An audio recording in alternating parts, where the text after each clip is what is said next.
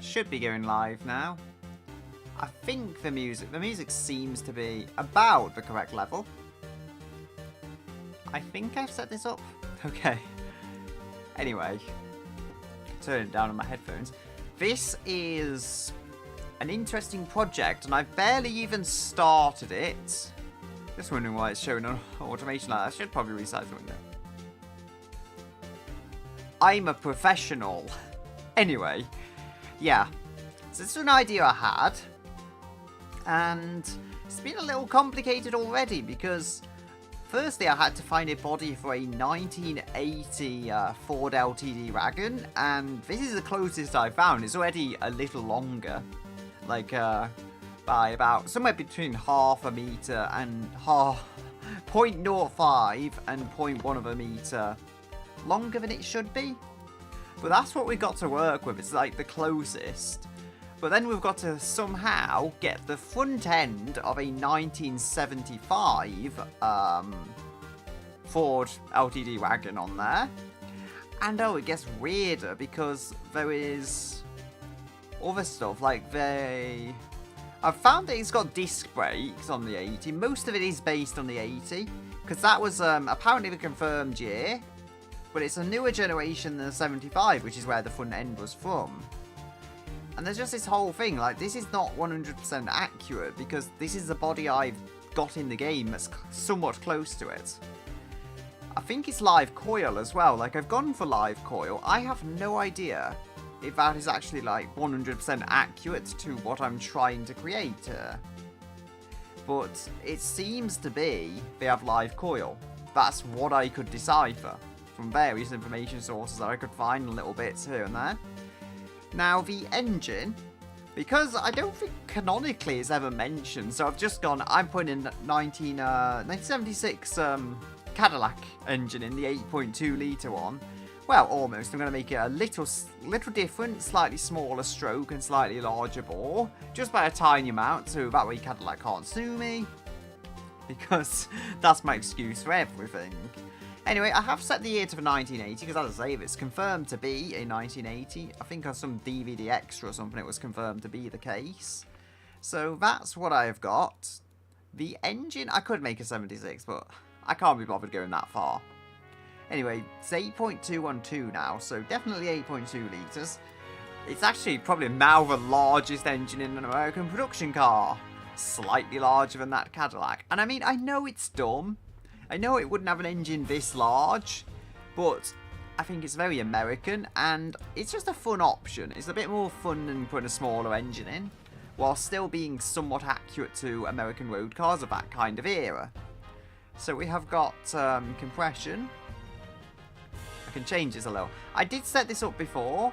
Now, the Ford has 140 horsepower, so as you can perhaps tell, this is far too much.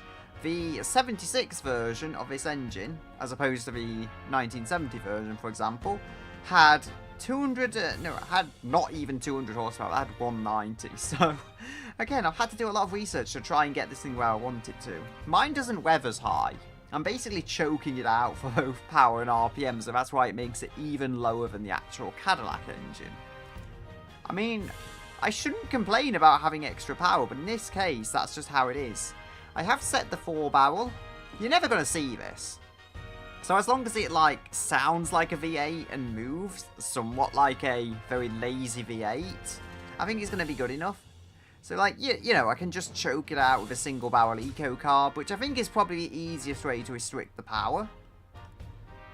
I can ramp that up. I can still let some air flow through, but this will rise up the economy. So it's like the best way I can probably choke this out for power, and it's still not choked out for power. It's still making power. A little more than it perhaps needs to. Wait, did that go up? No, it didn't. I thought making that smaller made it go up. I mean, another easy way, just make the exhaust smaller. I don't want to hit the torque particularly, though. That's the only issue here. 625. Like, yeah, you see, just here, I'm like choking out the engine for airflow because that's a way of making the power go down to the kind of ridiculously low levels.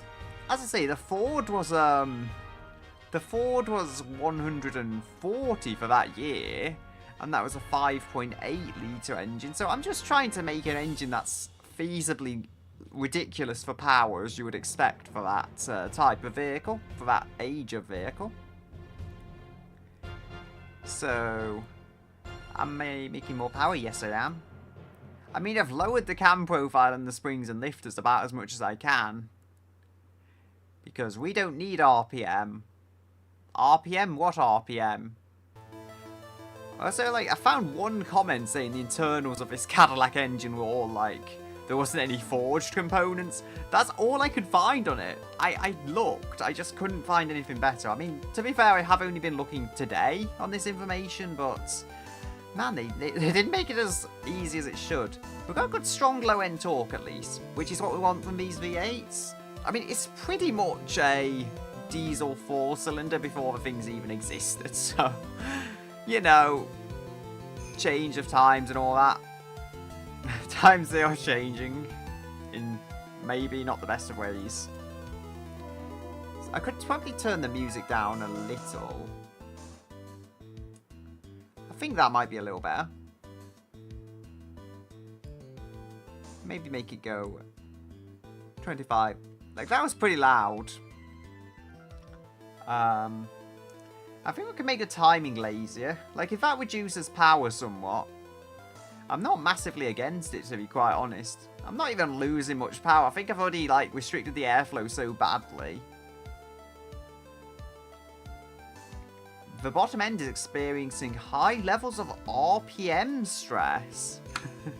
It's revving to, like, 4,000 RPM as the rev limit. How is that even possible? No less, I think we're getting to the whole idea of a very lazy American V8. I mean, the carburetor doesn't even have to be as big as it is. And it should be a 4-barrel. But I have to reduce the power somewhat, somehow. I mean, if I can get better miles per gallon by, like, lowering the fuel map and lowering the timing. There we go. Now I've got the power right down. I can easily make more power if I need to. That's not the issue. As long as it's, like, close to the 190 I'm trying to kind of simulate from the actual Cadillac engine I'm sticking in this thing. So we've got that. Almost at 190 exactly. The torque, I would say, is a bit low. But, like, what am I supposed to do? The power goes down. The torque kind of also goes down.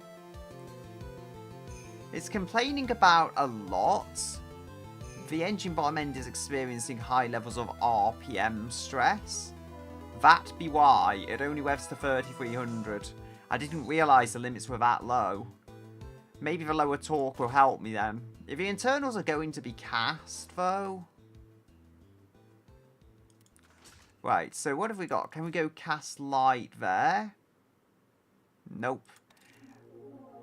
Okay, this is interesting. We've got all that torque, and the thing just doesn't like revving, but why could that be? I'll put a harmonic damper on it, which it probably shouldn't have. For Conrads, I could make regular cast, and they will just about permit the torque. Yeah, I mean, there's some pretty clear limitations. Does counterweight somehow make it handle more?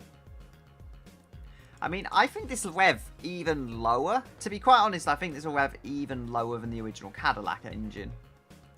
Oh, well, that doesn't even affect the peak RPM particularly. Like, Conrads maybe, not on the crank. The pistons are on the heavy, so I think as long as I can just rev this down, it is not making any RPM anyway. So it's not like a 100% accurate representation of a Cadillac engine. That would rev higher, honestly. But so long as this thing will rev to like a somewhat acceptable level, try and get the performance index quite nice. I would say that rev's a little low, honestly. I can rev it up to 3,400. Because again, that's like just about within the engine's limitations. It revs to 3,500. I mean, it's an 8.2 litre engine, so it's never going to be ideal. Does changing the proportions slightly on the bore and stroke actually help? No, it just doesn't like it. It just does not like revving. So we have got, I mean, maybe I could turn the quality up, but I don't want to mess with that. So we've got brakes, dampers, and all that stuff. The engine is not complaining about it anymore. I can try and lower the revs, but I don't think it will allow me to even do that beyond what I've done. Very lazy unit. I mean, I could raise the cam profile and stuff. I know this isn't the best engine in the world, but I want it to be weak.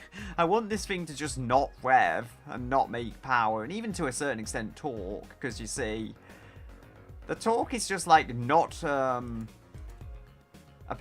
like pleasing the engine. It seems like it's about to explode. So, you know, I'm doing what I can. 140. Okay. That's putting the performance index up. It is raising the power. I think I'll accept like 195 if I have to. It's close enough at that point that I have got it done. Okay, so how the torque? 0.9. Yeah, that ends up... The lower I go there, it gets pretty close to the limits. It's already on the limit of what I can take. Yeah, I have to have some exhaust size, because if I make it too small,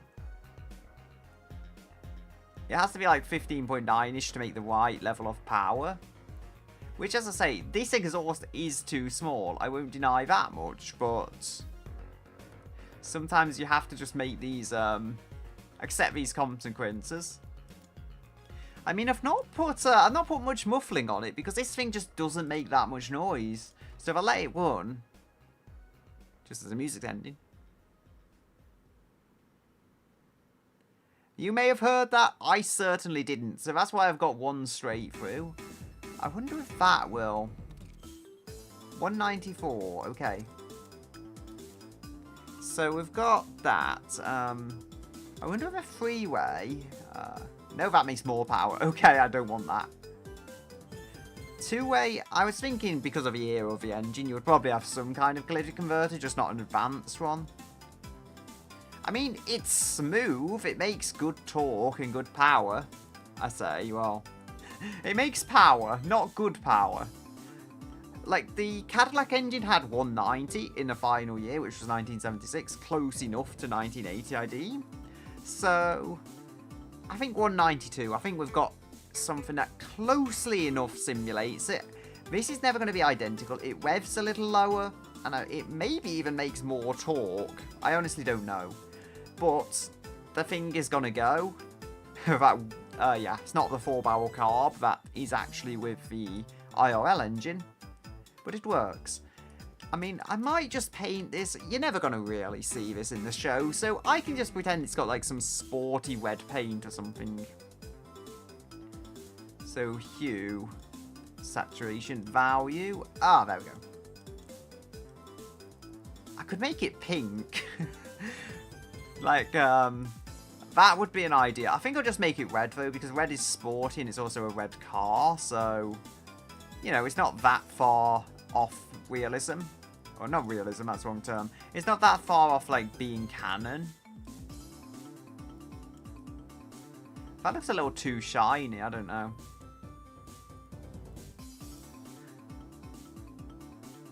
I mean, I can't seem to do a whole lot with it, if I'm quite honest. I mean, I can paint it that way and then just darken it a little. I think that looks somewhat realistic. Maybe I'll just fine-tune this value. Like, I can go for a darker red somewhat. Somewhere between, like, 1.7 and 2. That's just under 2. I quite like that number, personally. I could make it a little less saturated as well. Just see how it works.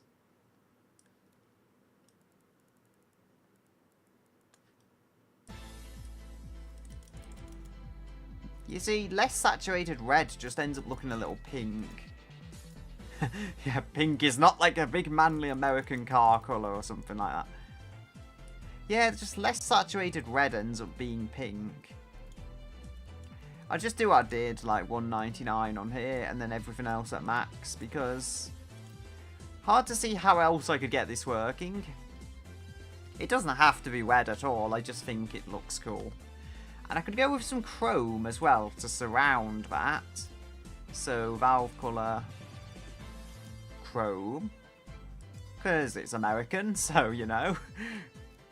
Make it all chromed out, mainly because I want chrome, if I'm honest. So valve cover trim. We could just make this whole thing chrome. We've got a red and chrome engine. Air filter. Painted iron. Now, it's going to be plastic, but I can try and change the colour of this. Make it the same kind of red colour. Somewhat darker, but saturated red. Because that's plastic, that can easily be coloured. I mean, the car is red as well, so that's why I'm also doing this. I can actually try and use the same values as the block.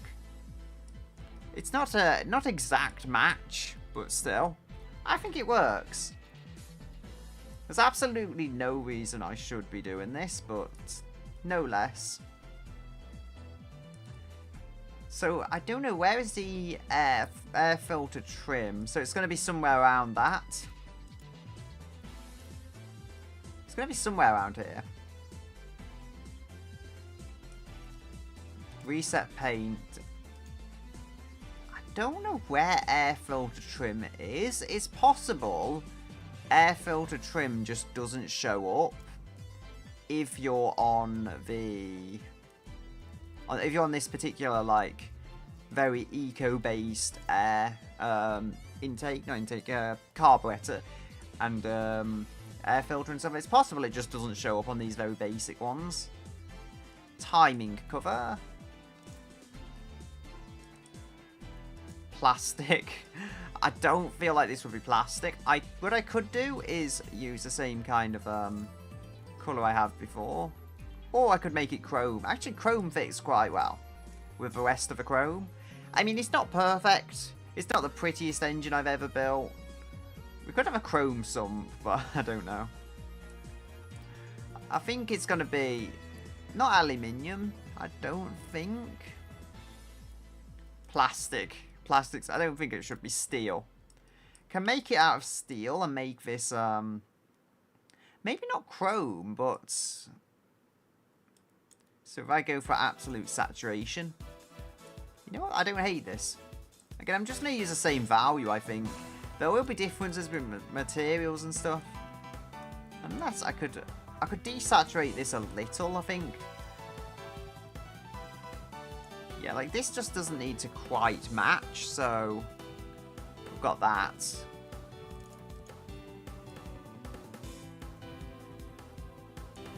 It's a very red engine.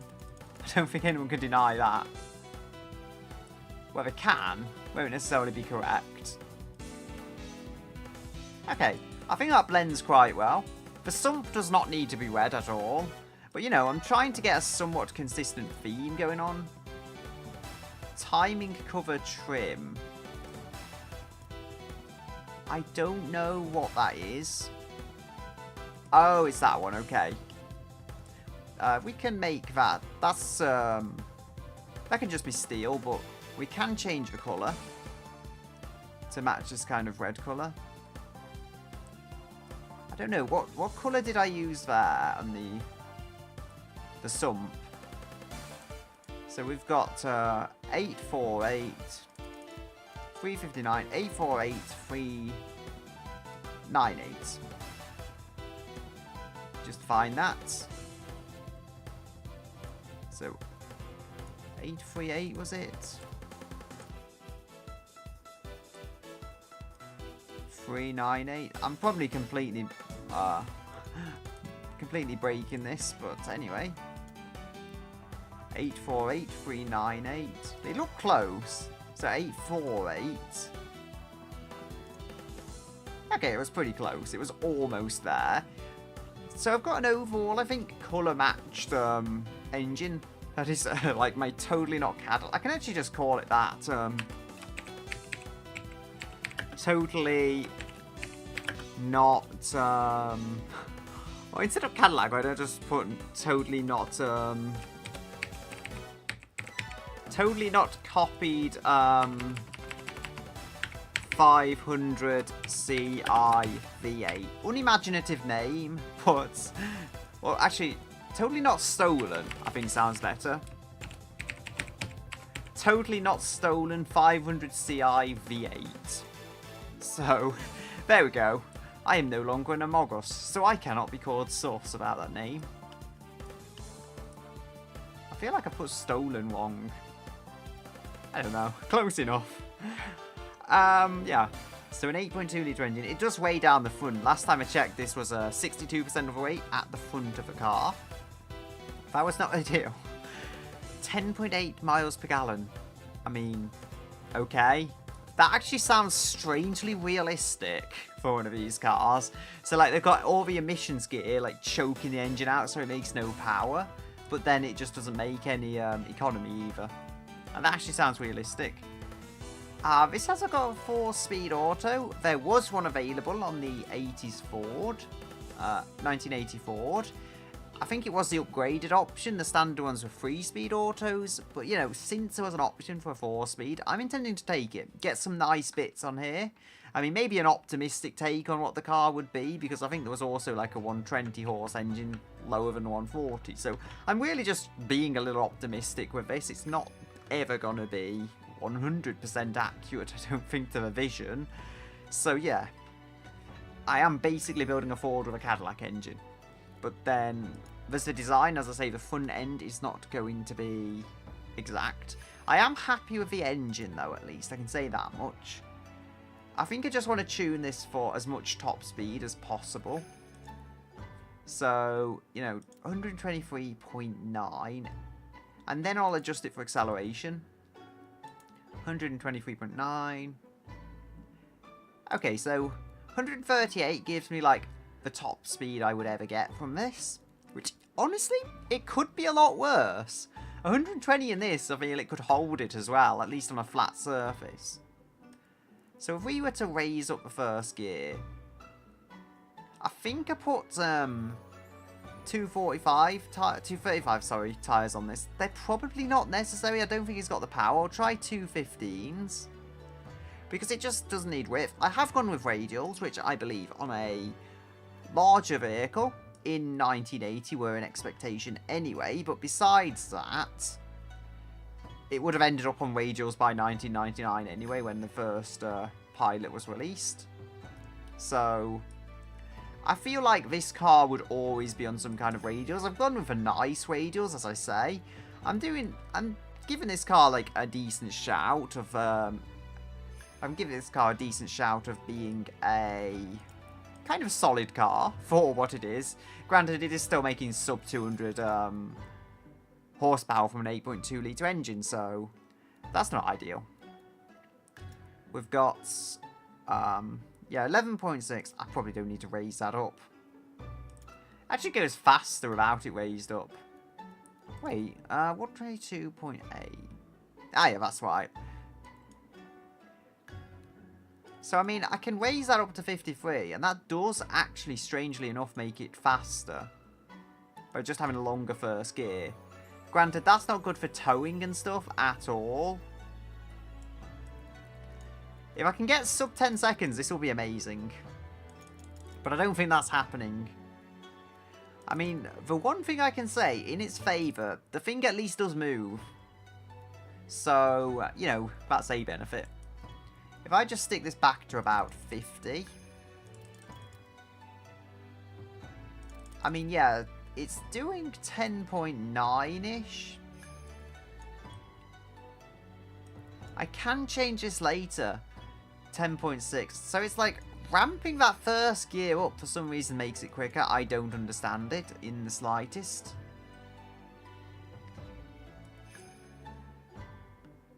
.8. I mean, so how tight can I make these gears? I mean, it was doing 10.5, which I think is the best I have seen. 10.2. Okay. tweaking here and there. As I say, I really do want this to be... I want it to be as fast as it can, but also I have to acknowledge that it's never going to be the fastest. 10.2, there is some speed in it. Can I make the tyres smaller and get more speed? Will that work? 10.2.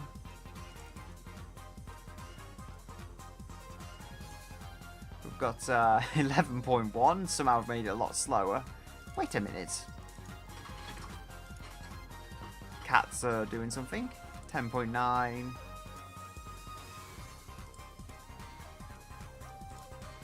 10.8. Does it just like wider tyres? Maybe 225s. I'm sure it gains a little speed though by going up 10mm. You wouldn't think it with this crazy amount of crazy low amount of power that it would even make a difference, but apparently it does. So that is a thing to remember.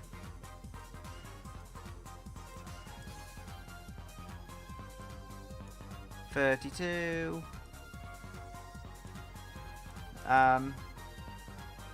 Okay, 10.4. 10.2, there we go. So we've got, yeah, it shifts up before 50, I think. I mean, it makes sense that this wouldn't be quick.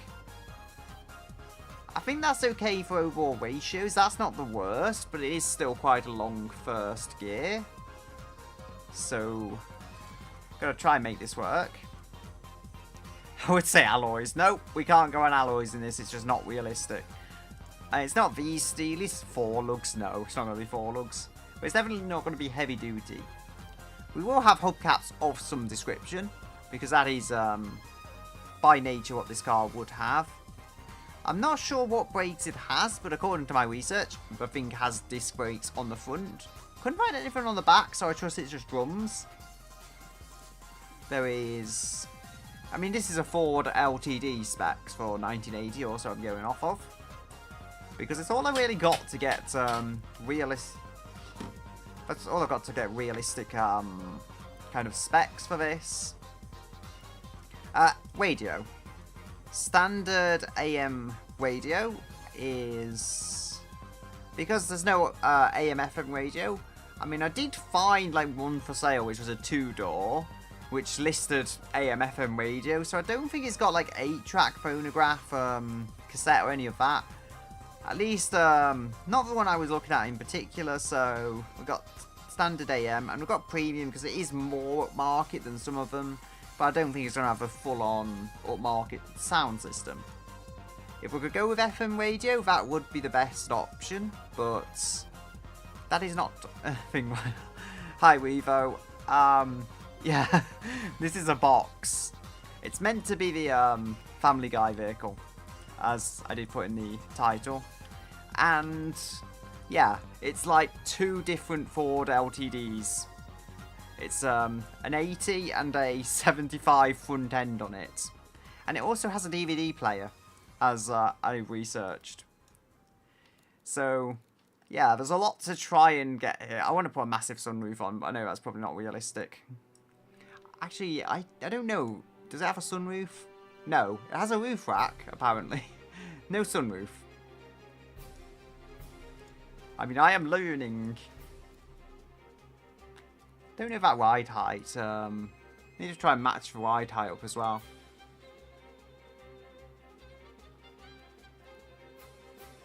I guess it's a little low, actually. I guess it's something like that. Yeah.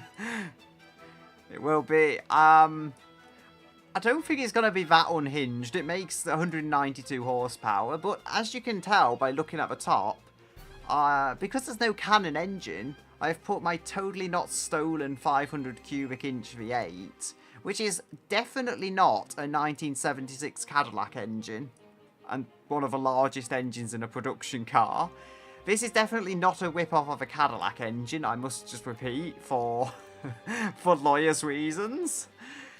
Yeah, it revs to 3,500, or 3,400 because I made it even lower. So, the thing doesn't rev at all, but it makes torque, and that's what's important. It also does 10 miles per gallon, the luxury. So, got, yeah, single barrel eco carb just to choke the thing out and make no power.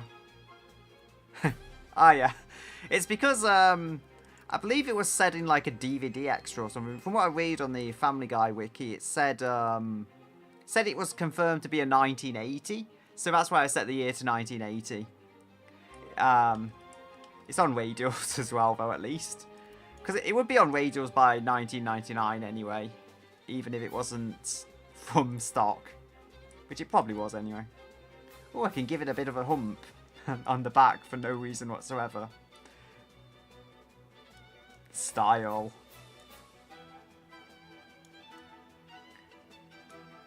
I mean, I don't know. I can't seem to change the back end a lot on this. Yeah, it doesn't give me much control there.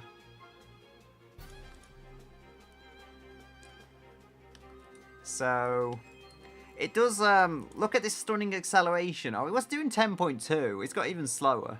10.3 seconds, 0 to 60. And that's with a 4-speed instead of the lower-end 3-speed auto. So, yeah, things have happened. Let's give it 260mm brakes. I kind of want to put bigger wheels on because they would look good, but I can only go so far. I think 16s are okay. What wheels does it... It canonically seems to have some just round, circular hubcaps. Oh yeah, there's a lot of clips of it though. It's just a show basically and it's an American show. Like that's literally just what it is. But I think it started in 1999. Don't know if it's still going, but it was going on for a while. Yeah, I need to get the front end. Because as I say, the front end on this is chaotic. It's a different front end on this to what it's supposed to be on the actual 1980. It's the earlier front end.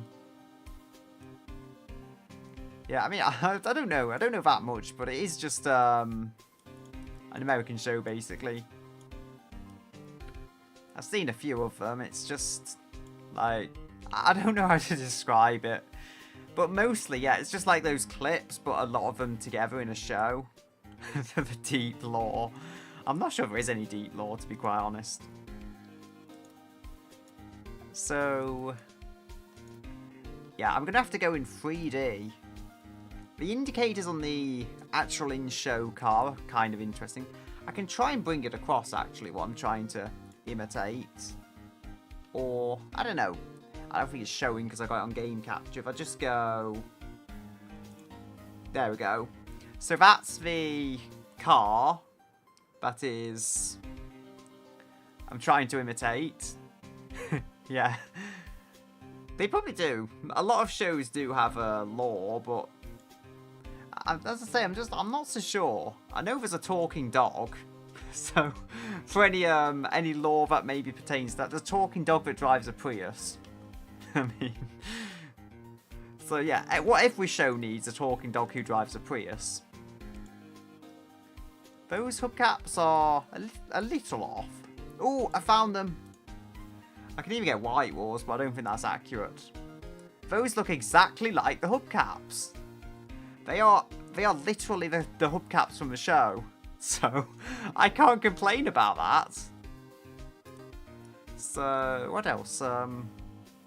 Yeah, the front end, I was saying, I need to go on 3D.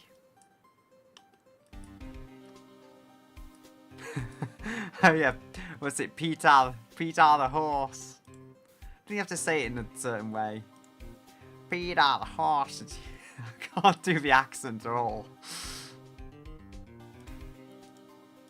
I feel like I'm just going to insult people with my failed accent. Oh dear. It's gone in a location. Gonna mirror this. hopefully this will make sense. I think I also need to change the colour because it's a little too glossy to match the show. Hey, there is other ones. There's like American Dad as well, which is the same premise, I think.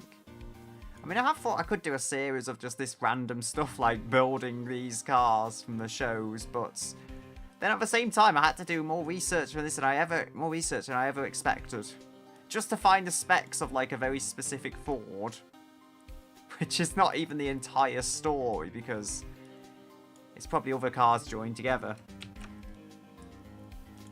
No, so I got 3D there.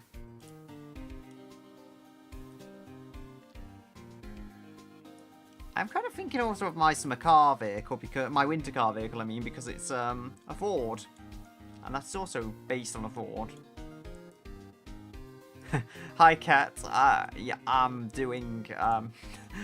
I am making a car from Family Guy, or attempting to, and I'm attempting to put the front end of a car on a newer car, which didn't have that front end.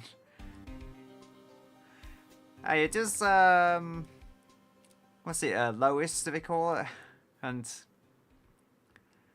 there is that, I mean, I don't know, there's also American Dad, isn't there? American Dad has a completely different car. That's a 2004 Ford, as I read, so that's much newer than this. I mean, this is just a LTD of sorts. If I rotate this,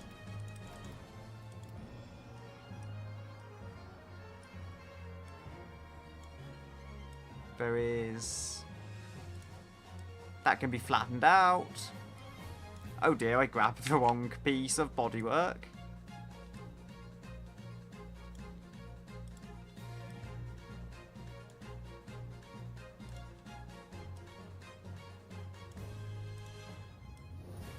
So that can go there. This doesn't quite look like it's lining up. I think that one's a bit higher res, to be honest.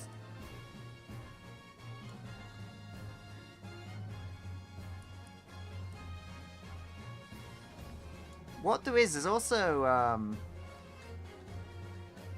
yeah, not the first horse wagon. I mean, I don't know. Like, that's one thing I don't know. The actual name of this car. So I just put, I put wagon because, like, I know that's what they call the kind of, like, estate tourer type vehicles there. But, that's all I got. Like, I don't know if there's actually an official name of it. There's also Peter's car, but I don't know if that's a exact, not official term, but I don't know if they just call it that or if there's supposed to be a name and I'm completely missing it. It wasn't all that clear to me. So there is an idea I have here, because as I've seen, there's like the indicators on these curved pieces. It's not going to be perfect, but I have to just try and make it recognizable as what it's supposed to be. So, I mean, there's that. That's not correct. That's too shiny. That's not my indicator. It's too shiny. I mean, in the show, it is like a pretty matte colour, so that wouldn't look too far off. I think if I go with a painted iron, it would perhaps have that kind of look. Or maybe not. I mean, plastic. That actually kind of works in a weird way.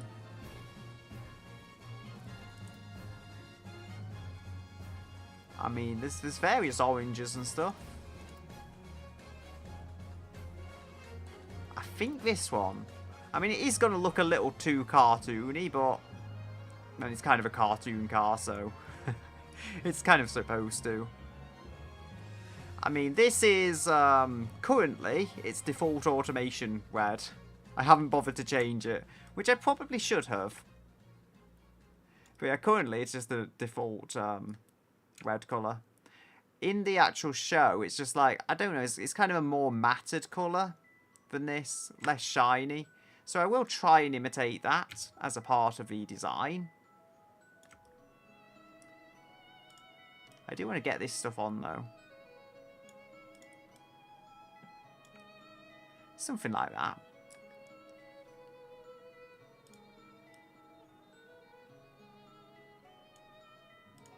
We can, there we go, adjust that into place. I feel like this is actually falling into place decently well.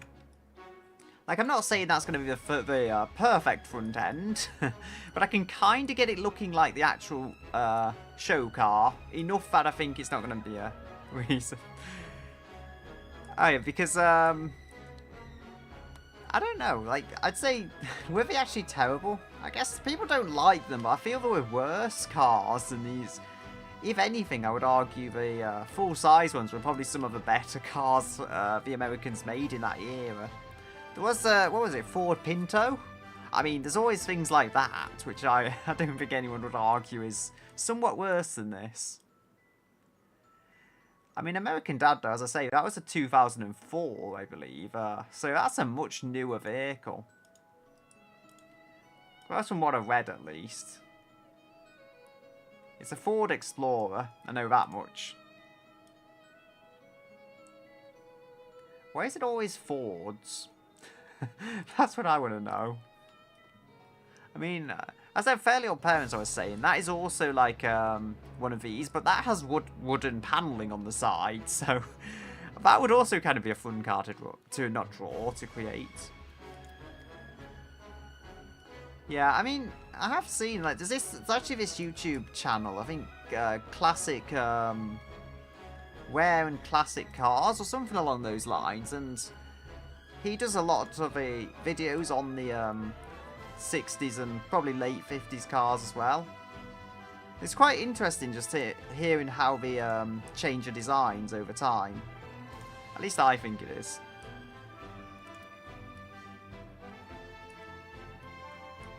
Yeah. So, I mean, I think, what was it? There was, there's some cars I actually don't like of the Americas, like, that people will say are beautiful. I don't know, I'm just generally like that. I feel like, actually, these don't fit necessarily perfectly against that fender, but I feel like if we're going for poor build quality, yes, it's an excuse, but I'm gonna say, if this is supposed to have, like, poor build quality and be cheaply put together or whatever, then I can actually have that excuse that these headlights don't fit properly against the rest of the car. I think that's something.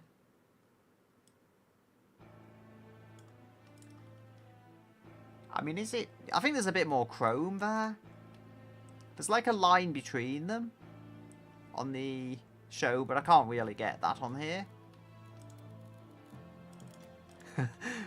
I don't know, like, how close that actually looks. I think my headlights are wider, so I can make them smaller.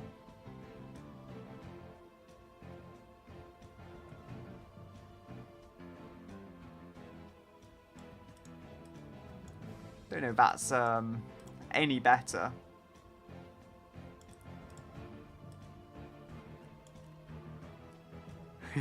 Yeah, I mean they did facelift everything. I think it was the same in the 60s as well, actually.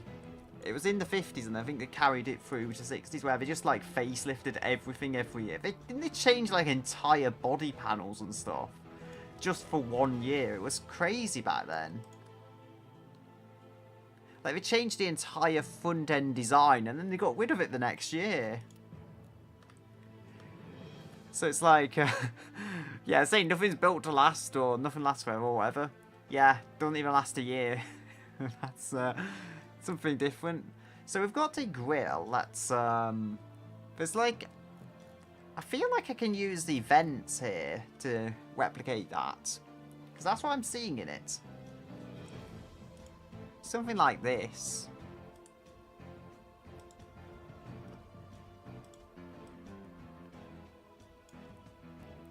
Yeah, I mean, sometimes they do. Sometimes cars last for ages. I don't know if there's many new ones that do actually last for 10 years. I know mine lasted for a while. Like, my car was a 2008 introduction year, and they only stopped making it in China in 2020, if I remember correctly. Although they did drop it earlier on, I think, in Europe and the UK, so... Yeah, I mean, that's one way of seeing it. I think I've done this decently well. They look a little low. I mean, I could have been further off. I don't know, because I know the the only thing I really know about English cars getting facelifted was the Jaguars of the 2000s, early 2000s, and even late 2000s. I know the X-Type, I think, had like 2 facelifts. That went from about 2001 to 9. But the last ones, they ended up with massive wheels and stuff to try and keep with the times.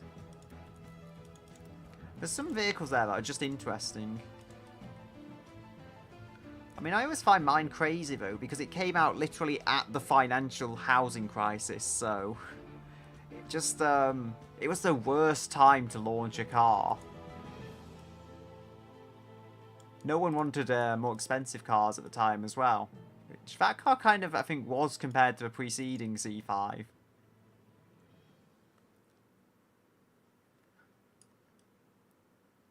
Yeah. Chinese... Did they have exclusive cars? I think. What's interesting also, I think the C5's successor, the Aircross or whatever they call it, I think they make that in China now. But mine was made in, I think mine was made like in Paris or something. It was definitely made in France. I mean, I think I've replicated the front end about as good as I could expect. It's not perfect, but... Yeah, I mean, like, 2008, that's what interests me, because... As well, the other thing about the C5, it's literally bits of Peugeot 407 and bits of Citroen C6 kind of mashed together. Like, just such an interesting story of how that thing came to be. Ah, we need the ginormous bumper here. I feel like a pickle truck bumper. Because, it's a big American bumper. Or something like that.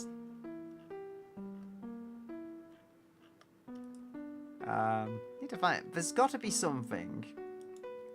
Like, I might be able to use that.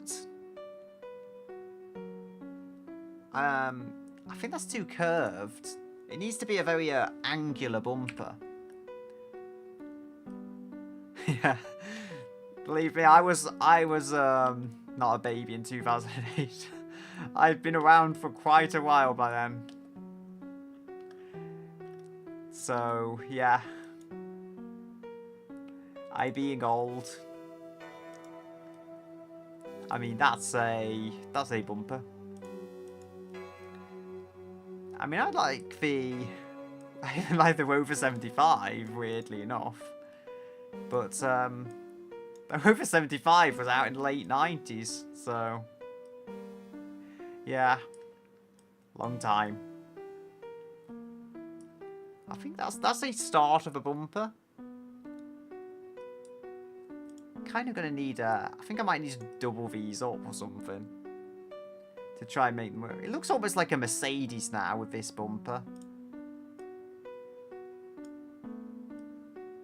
I mean, yeah, I've made this look like a Mercedes, I think,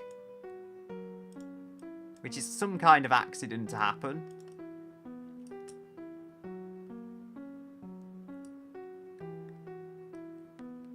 Yeah, 1987. Is there something going on there? Oh yeah, I know it was the Five Nights at Freddy's thing, wasn't it? The bite of 87. It's probably not that. It's probably actually something that went on, but I know it's like that one thing everyone talks about.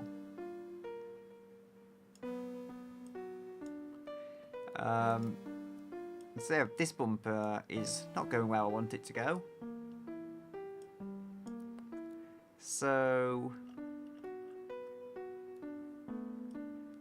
this bumper does not want to go down.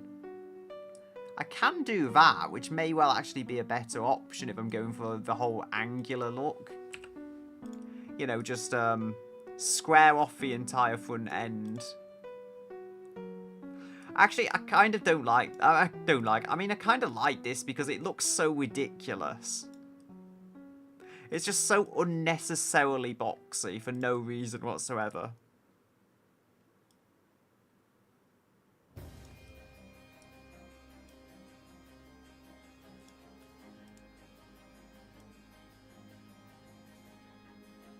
I never thought it would be so hard to just make a simple cartoony vehicle.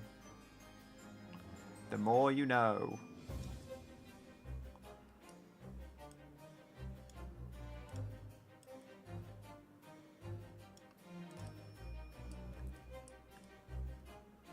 I 87. I mean, it's crazy. That, I mean, I feel like maybe it was intentional as a financial crisis as well at that year, but I don't know.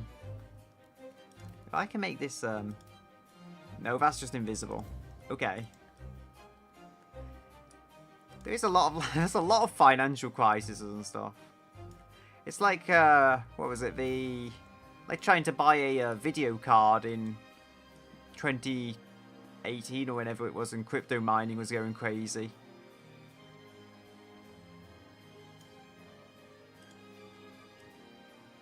Crypto mining was like the whole AI thing before we had AI.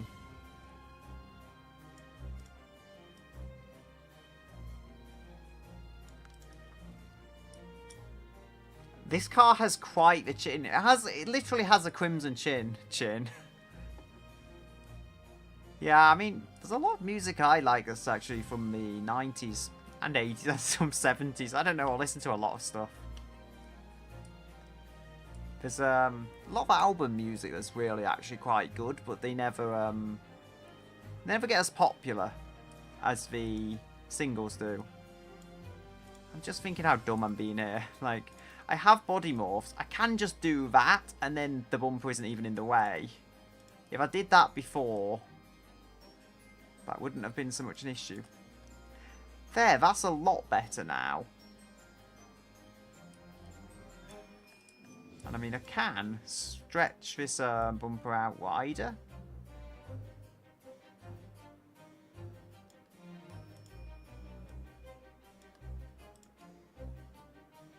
Yeah, well, that's a way of putting it. I mean, there was all kinds of music though over years. I don't listen to what's popular though, that's the thing. I don't think I ever have. I've been that way for probably a decade and a half, so yeah. Just thinking back all these years, it's crazy how long it's been for me. Okay, so I'm going to try and imitate the paint job as much as I possibly can. That's more matte. I think I need a darker red, and it would also almost be there.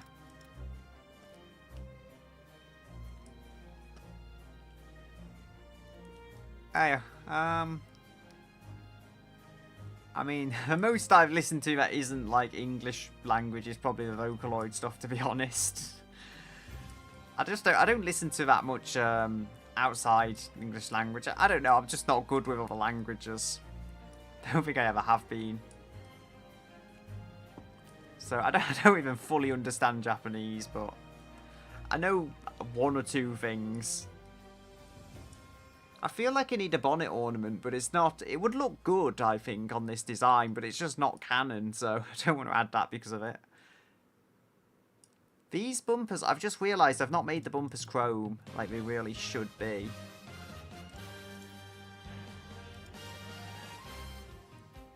So make that chrome. Then we can make these chrome.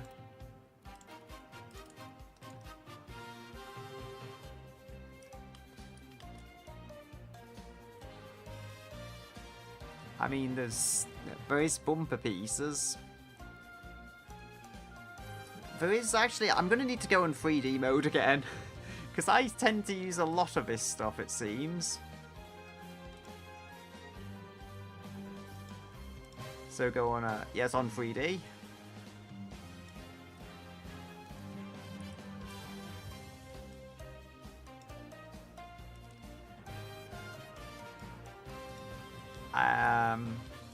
This can go down here.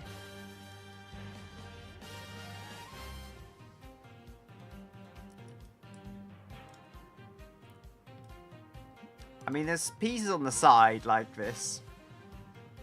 I'll have to show the image when I've done this to see how close I actually am.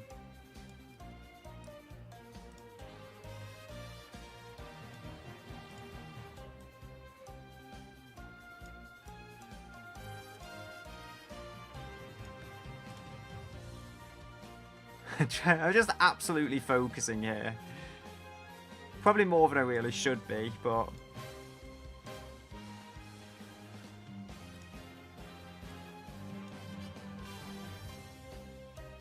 Okay, so if I move that out a little maybe, there we go. Can pivot that. And this is even before I touch the interior. I could probably try and adjust some mechanical stuff as well in between to wake up the video a little, or stream. I think, wasn't it a Yellow Submarine somehow got popular in Japan? Probably because of that reason that the people just listen to the rhythm of it. And that. I just like, tend to listen to the lyrics. I like lyrics with meanings and stuff. A lot of the mainstream stuff just doesn't have huge meaning to the lyrics. And it's the same back many years ago even. There was just what they call factory music, and it was literally just music that sounded like it was designed to sell instead of actually something people like wanted to make with all their heart and soul. And I mean, that's one thing that hasn't really changed. It's just, it's easy to put down these newer songs and say that's it's only these that people don't care about.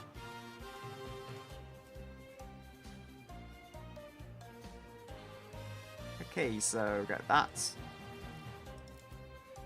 I mean, it has to be some kind of plastic. I'd say matte plastic is actually probably the best to match up to this, because it does look like more of a matte colour. There we go. It's not the prettiest car, but then I think that applies to the show as well. So we've got, yeah, there's like chrome bumper pieces there as well, which I can just drag across actually. I think as long as people see this and they kind of recognise it as the Family Guy car, I think I will have done a successful enough job. It's as I like to say with my my drawings, because I am an artist in quotation marks. Yeah, like if someone recognises it as what it's supposed to be, I think that's a good element of success. Because, you know, people are recognising what they're supposed to recognise in the design.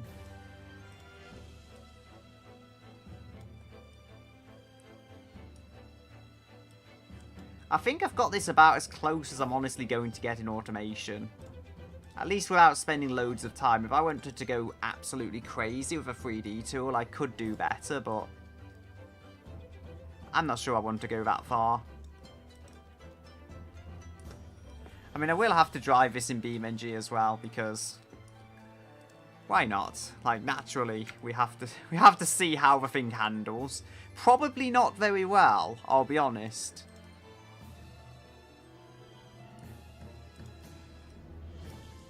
If I can raise that up.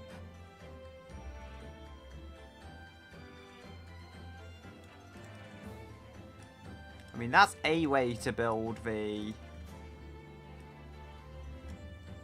vehicle.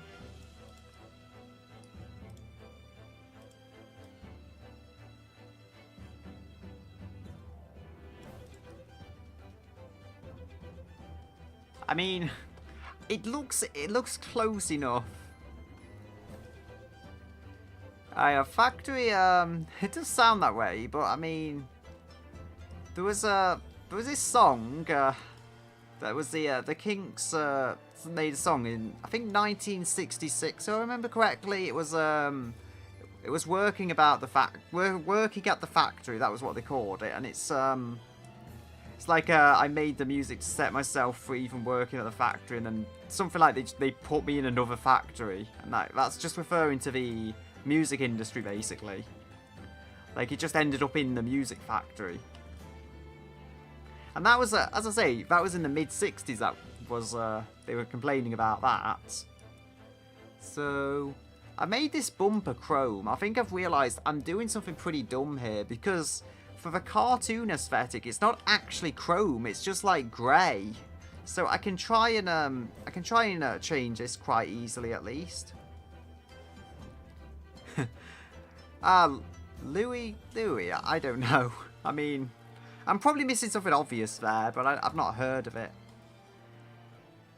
I was just, yeah, I just knew that there were songs like that basically no one was making them to care about them or anything. They were just making songs because they kind of had to. Like, it was a job. Which is the same as a factory. You do it because it's your job. Not necessarily because you really want to do it. Could make the bumper plastic.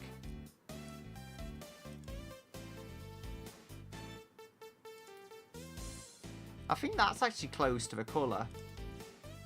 So this is not having chrome bumpers. I mean, the bumpers being chrome, that's too luxury for this car.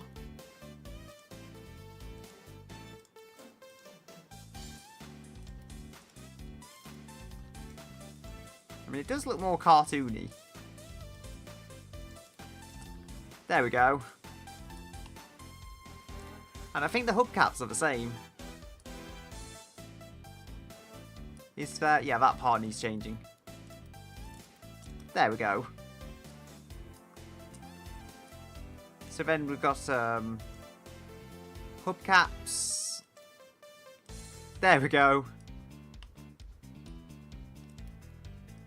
I mean, I would say they're too brightly coloured, but then it is literally like that in the show, so... Does it have, it does have chrome window trim, but as I say, this will not be chrome on this particular car. It will be like this grey plastic colour, because that matches the design theme a little closer.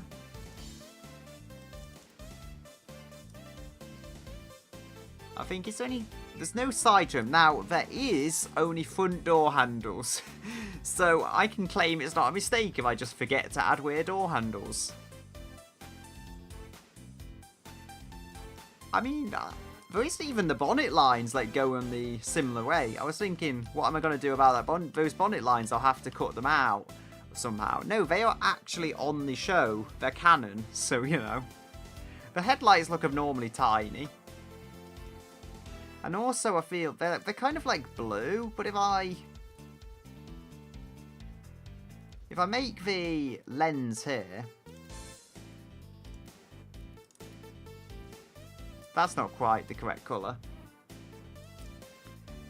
I'm noticing a very light blue.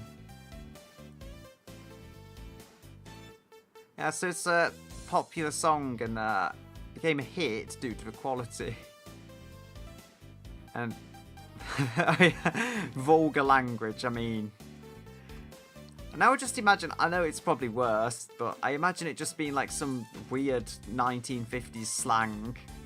Like, so it says like vulgar language, but it's just some very strange 50s language that just doesn't make any sense nowadays, but was highly insulting back then.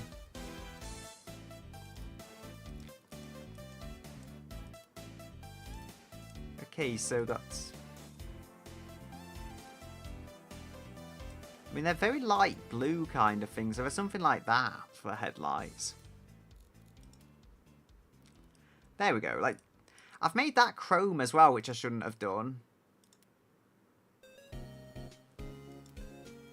There we go. And we've got another lens here to make in this colour. And we don't need the chrome. We need the not chrome grey stuff. Ah, there it is. There's the other point we need to change. Or maybe not. There's a piece here. There we go. That's the chrome piece I needed to change. I can probably change the black trim here as well. Make that the same colour as the headlights. There is some black pieces. Which I guess there is black on the actual thing. It's like line art. So anyway. Wait, the FBI got involved to decipher the lyrics. Why does that sound like something that would actually happen? Like, I'm not even surprised by it, kind of thing. It sounds exactly like something that would happen. I think under here, the grill is going to be plastic. We're going to just have plastic underneath the grill because it makes sense. It's not the easiest thing to get, like, the cartoon look, but I think I've kind of done it.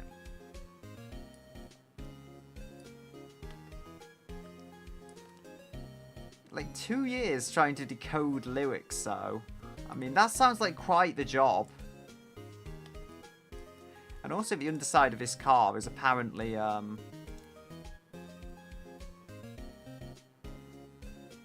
underside chassis, so I've changed all that. I'll just make it for red colour. There is actually carpet there, which can save me a bit of work if I use it correctly, I think. It doesn't have to be that kind of grey colour. That's like painting the carpet chrome. Maybe not the best idea. So I've got the front end. I'm actually pretty happy with this, honestly.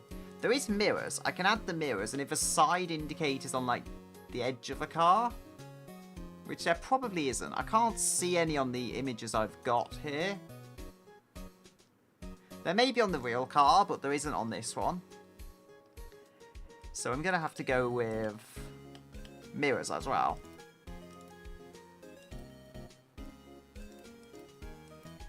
The mirrors are pretty easy, because there is mirrors in the game that actually resemble ones in the show on this car. So something like this, I think.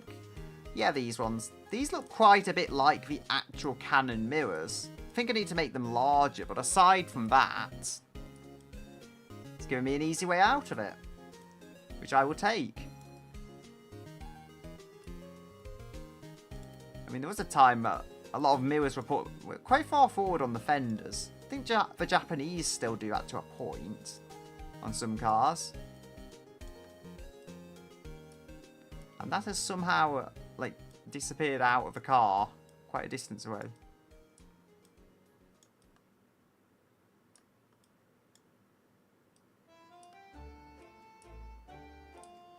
I think 3D is probably just better on this, to be quite honest.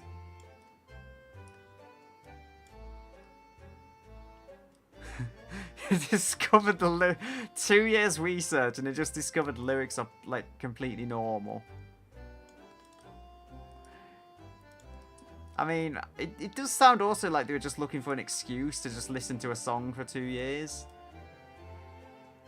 But I mean, how did they even let that song launch? If it actually had that much of an issue with the lyrics, why would they even just let it launch in the first place and, you know, not just hold it back and say, this might be inappropriate for children or something like that? I don't know.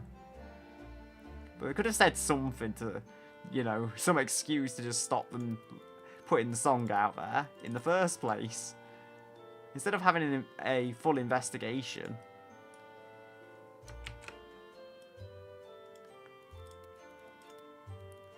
And, yeah, there we go.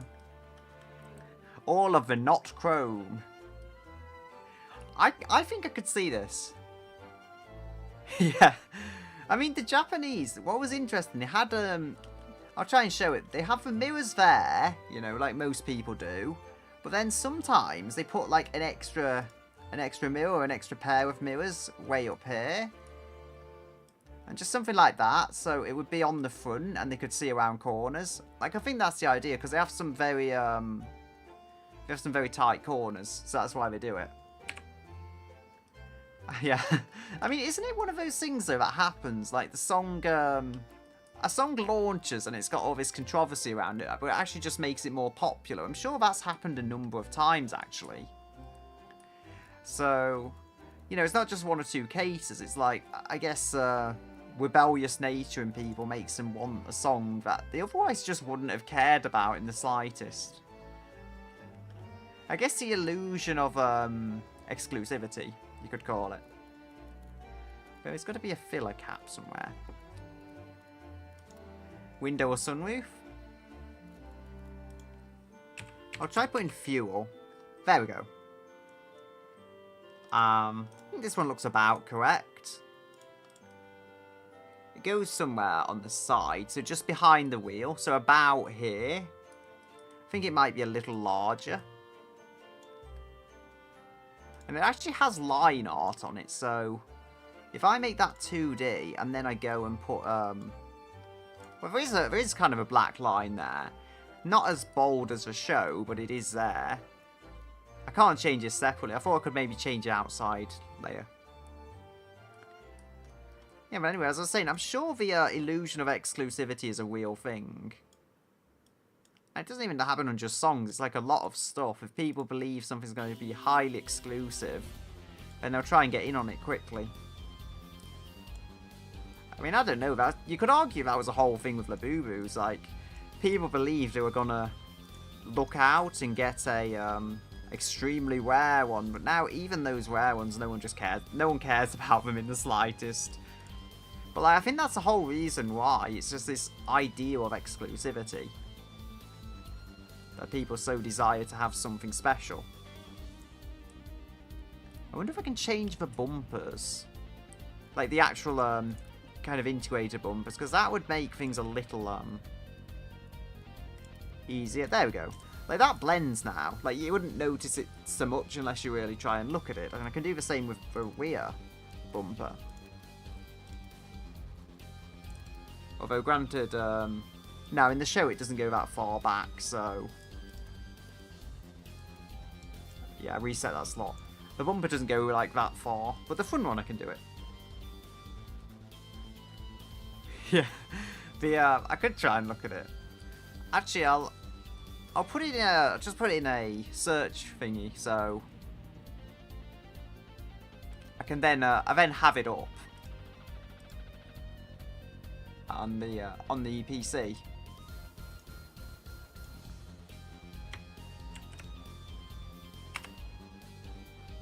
Yeah, there we go. I mean, I'm not sure it's brought the right thing up, but it is typed in now. I will need to go to the toilet for a moment, so I'm just going to do my very lazy BRB thing. If we can find the text.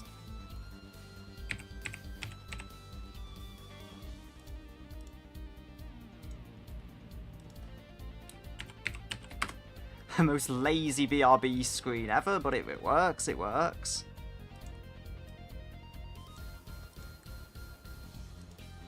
I don't know what artist, it's come up with something like pop star known for big 90s hit Dead at 63. Like, I kind of don't think it's that it's brought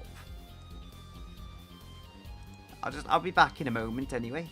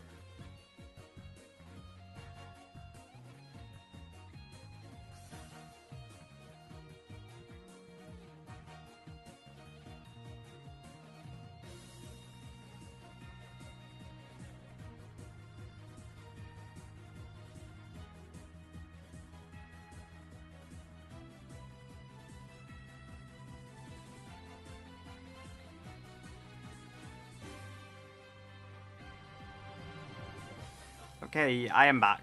I will type that in.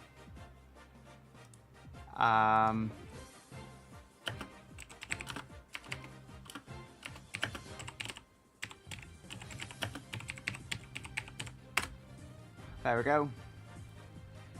Yeah, I think it has brought the correct one up now. Anyway.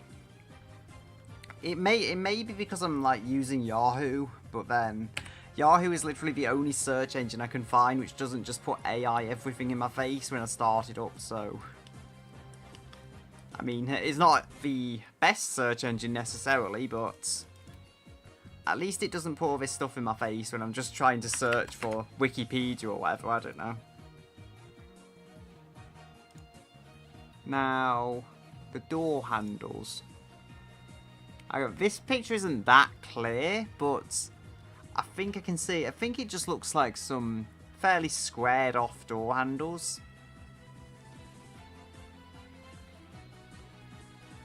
Honestly, these ones look like they might do the job if I change a couple of colours on them.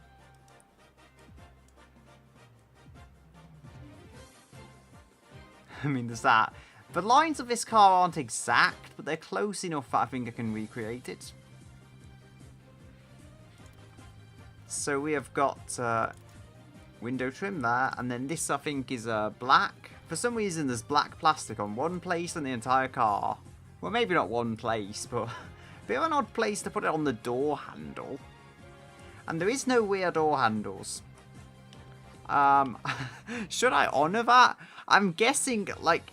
I'm just going to say it's official law that the rear doors, for some bizarre reason, can only open from the inside. No one knows why they did that, but they did. I mean, it's kind of thing, like, this is not a perfect recreation, but I can see it. I can definitely see the actual Family Guy car in this now. And to be drivable in BeamNG, I think will be quite something. Yeah. Anyways, back to cars. I think this weight is fairly realistic. Like, even though I've put an abnormally massive engine in, 1724 kilos isn't that bad. That far off the actual Ford I've used as basis.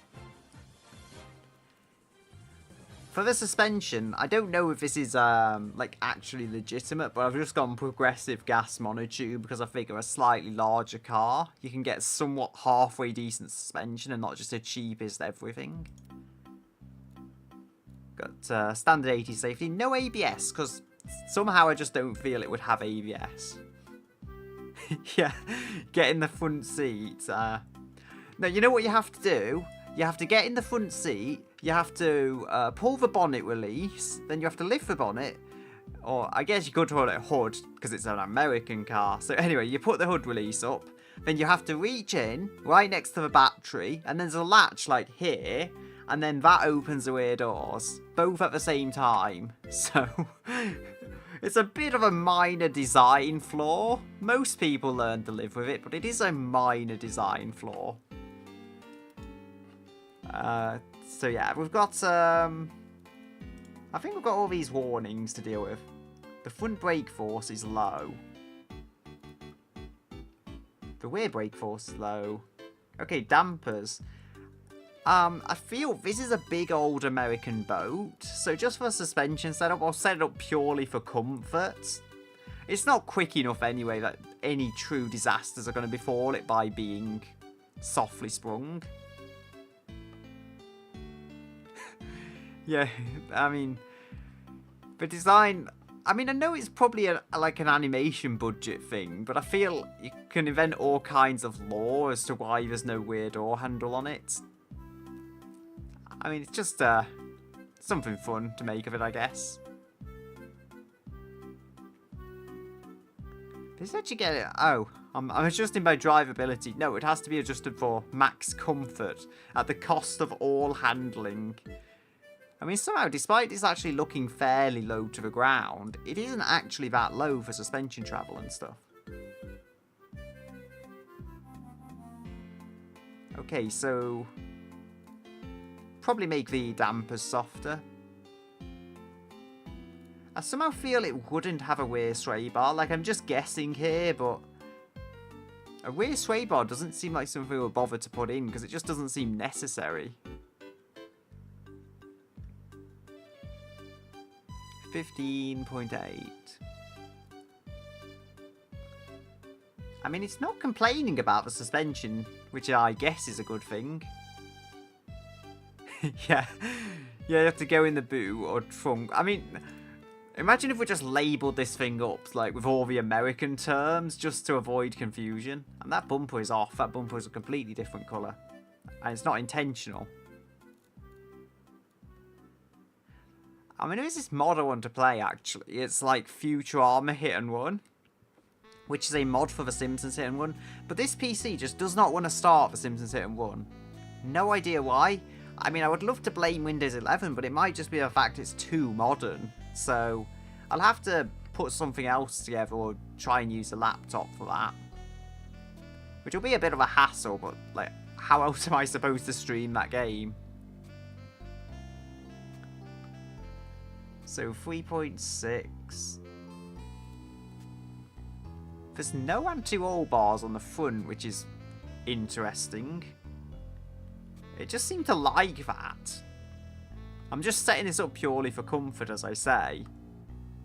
It may not be the most drivable thing, and it may drive like an absolute boat, but to be quite honest, if it does drive like an absolute boat, it's probably like making more canonical sense with it being based off an 80s Ford body-on-frame vehicle. So 16.8, I mean, it's very light on the back end compared to the front because of this engine. The car that is the embodiment of poor weight balance. How much is it doing now? Still 62% at the front. Like, that is just ridiculous. The only advantage is it's probably going to take a load quite well, because all that weight on the front, I mean, you can afford to have a little extra load space in the back. Although I say that, I'm making this thing so soft, I don't think it will take a load at all. The front dampers are soft, apparently. Can firm them up a little. It even likes them being a little firmer. I'm not sure this thing is going to, like, outwide my Rover 75 I built, but it probably is going to ride quite well. Especially considering it's from 1980. Okay, so it's not complaining about the rear dampers.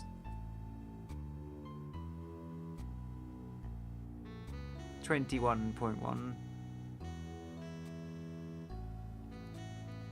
I mean, this is live axle coil on the back as I've got it configured, so it's going to be different from independent suspension with the swing weights and stuff.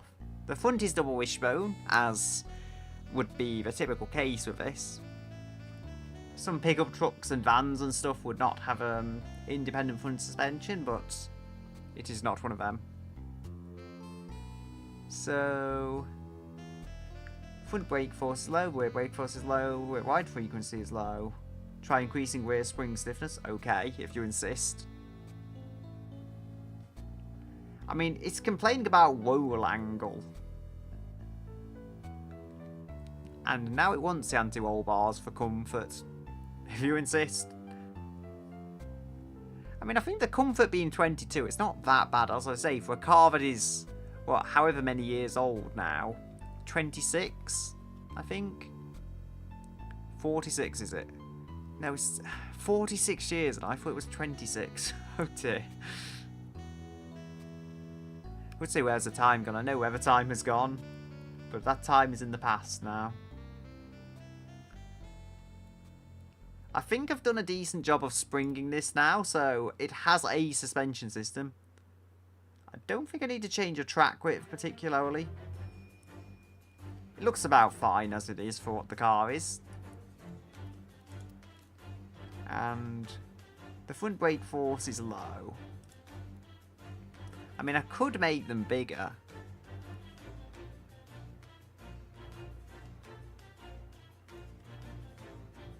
They probably don't need to be this large, though. I'm not sure if there's even any particular advantage to doing it. Still says the front brake force is low. What I'm going to try sportifying the brake pads a little. And this should give me a usable amount of Luggage? No, not luggage. A usable amount of brake force. Then we can try adjusting the rear. The rear brakes don't need to be big at all.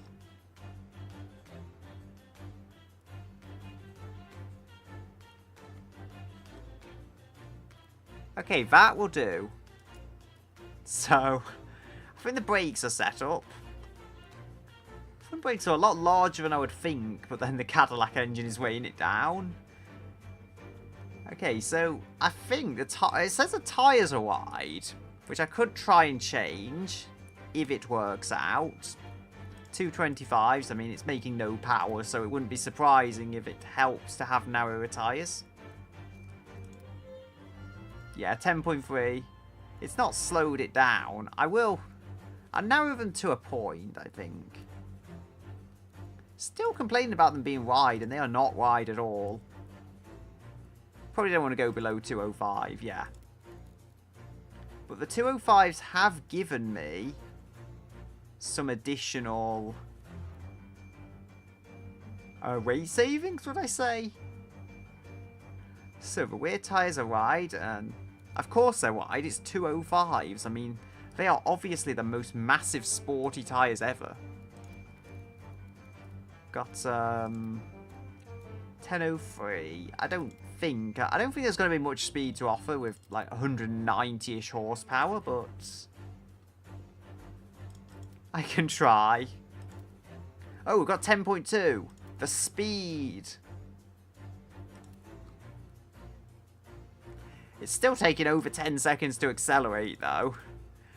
That is probably mainly because of weight. The worst part is an 8-litre V8, and it's about the same weight as my Citroen. So it's got an 8-litre V8, and it's a massive vehicle, and it somehow doesn't weigh any more than the Citroen I got. Well, probably weighs like 20 kilos more or something. That's a lot smaller than I would have expected. I mean, there's the back bumper there. The back bumper looks a lot more squared off, which should help. I mean, if I can go and get extra, the rear bumper needs to be this colour.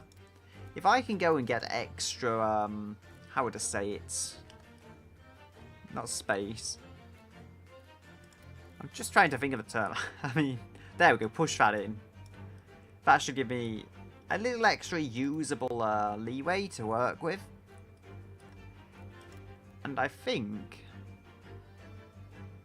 it's like, it just looks like I need to do the same thing pretty much as with the front. So I can perhaps go do that, copy that, and should be able to just drag that over to the back end.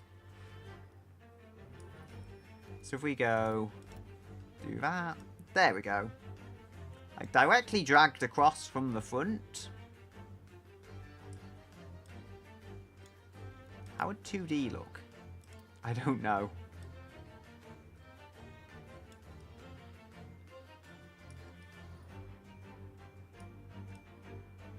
So there is that. I think if I pivot that a little.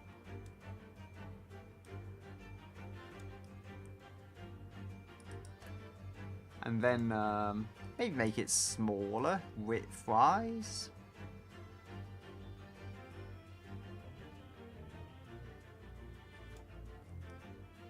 I mean, that's pretty close to being correct, at least. Gonna make that smaller, because in the show it is appearing to be like that. It's not going across the entire, like, rear part of a bodywork.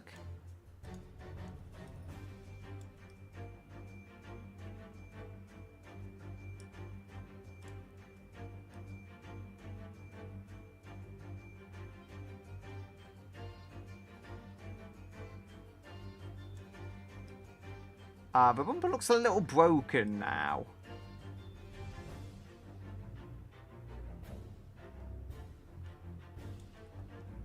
So we've got that. There is a number plate piece,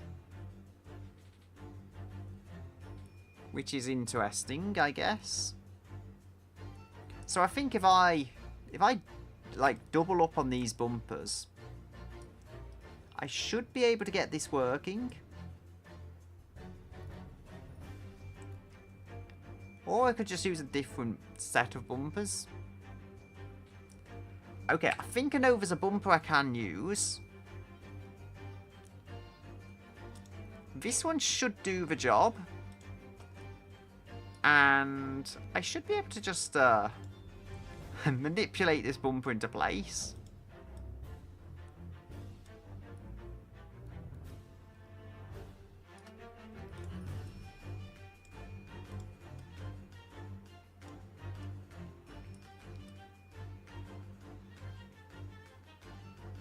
I mean, this is not going to be ideal. Just call it quality control issues. I'm sure they'll buy that, and not that it's just totally a bad design on my part. Or bad replication of design. It's not even an original design. So, make that smaller.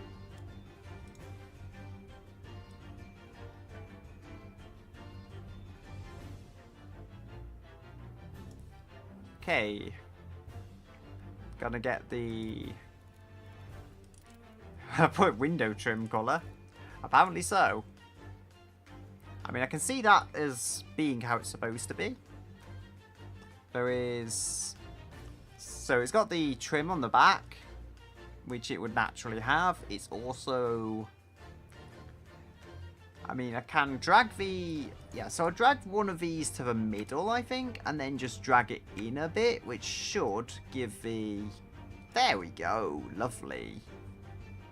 I mean, it's not actual chrome, because that's how it is presented, I believe, in the show.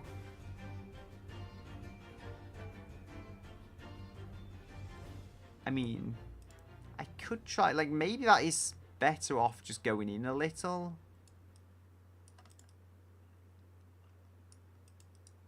Maybe if I move that in, and then I also move the one above it inwards. Because I think I just make the bumper a little too wide for its own good.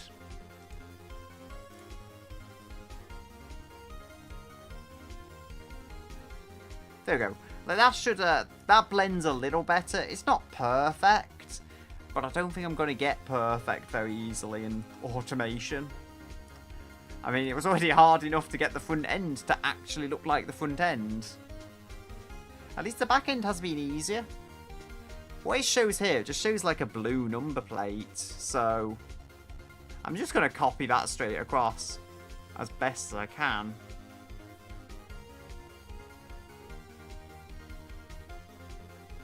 I mean, there's these ones. Complaining a bit about slight brake fade. In the grand scheme of things, considering what this car is, it's actually done quite well at just working.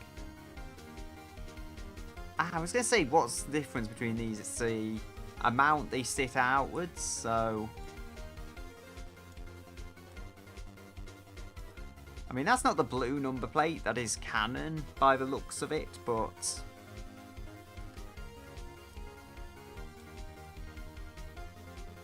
If I drag that up,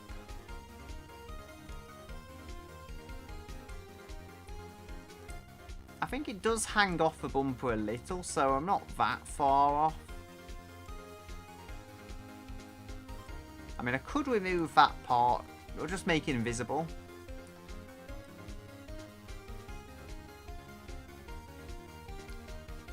Something like that. I don't think that looks the worst it could. I mean, it's a plate. It says California, which is probably not accurate. I think it's in Long Island or something, where the show is. But look, it's an American plate. It is on the back of the car. I'm going to take that. There is the roof rack as well, and generally just the tail lights, which are something I'm going to have to try and add. Somehow, I'm going to have to try and get these as accurate as I can. They're like swooping down, so they're quite angular. I think I'll just try and find something that most closely resembles them. At this point, that's probably the best I can do. You know what? I think these do. But they're modern lights, which is kind of the issue here. But they are the right kind of shape. Yeah. I don't think there is like a Long Island plate. If only there was, but I've not seen one in my current selection of mods and stuff. Could put a Japanese plate on. Yeah, I mean, like, I don't see a Long Island plate. I mean, there's the USSR plates. Somehow I don't think I'll find one there.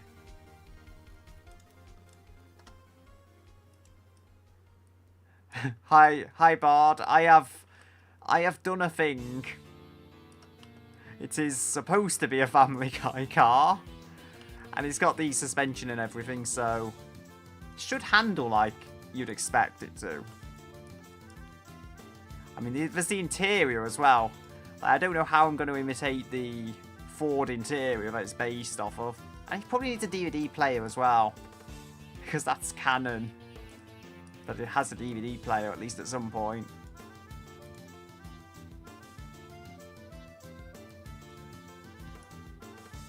Is the US plate mode? I mean... Oh, I grabbed that one, I didn't mean to. Is Oh, there is. I'm just being completely dumb. I'm sorry. So, yeah, I need to get the... Need to see if there's a Long Island one. There's New York. New South Wales, which I think is a Australian one. I'm not seeing Long Island, unfortunately. New York does seem a little more fitting, if I'm honest. Oh, wait, California. I mean, I know California isn't, the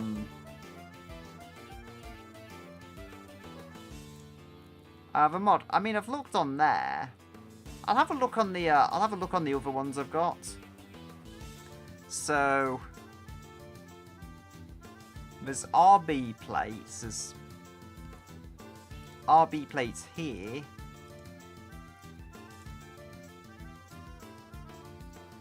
I mean, I'm not seeing them. I think I was on the American plates and that was the ones it was showing. Like, this is, I believe, a UK plate. I mean, there's a few, like, there's USSR and stuff, but I think format-wise...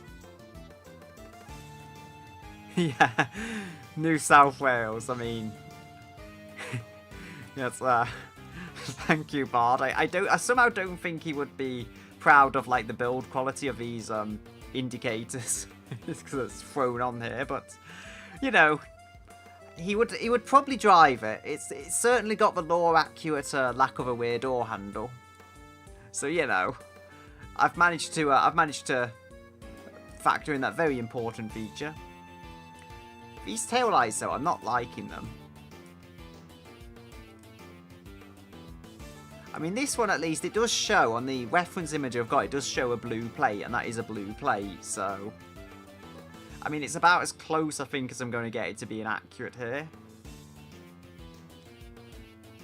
I mean, those lights, they're the right shape, but they're just far too modern. Ooh, is that... Not 100% accurate, but I can see these working if I rotate them.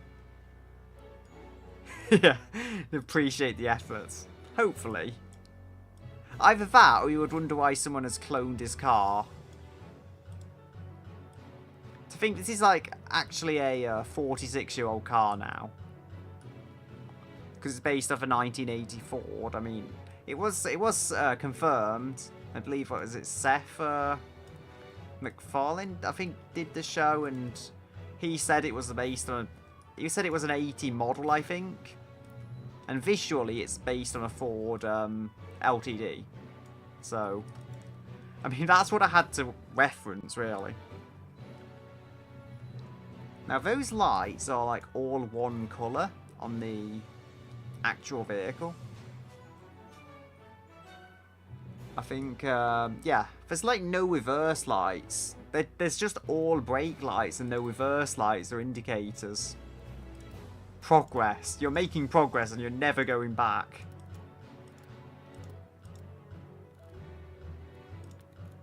So we've got to just make all of these like the red colour.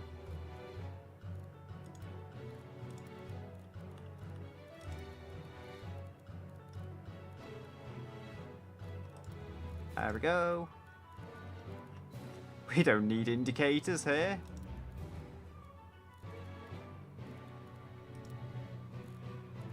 Okay, so there's one of these. Yeah, there we go.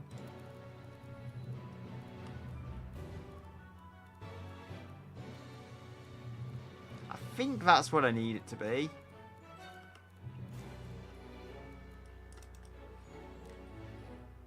There is like some silver around the edge as well.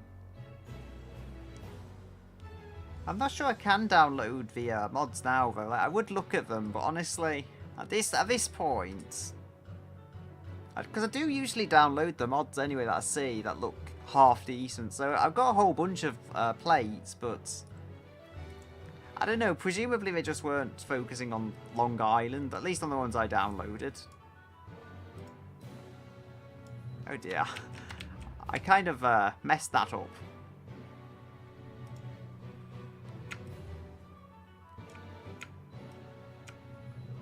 Apparently I've got 3 tail lights now. 3 sets of tail lights.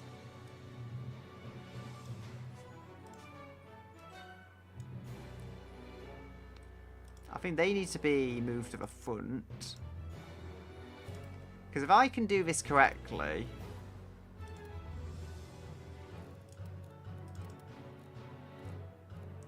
Like, it's going to take some time to basically translate every single piece, but... It's the best way I've got to think of doing this. So it exactly matches the tail light.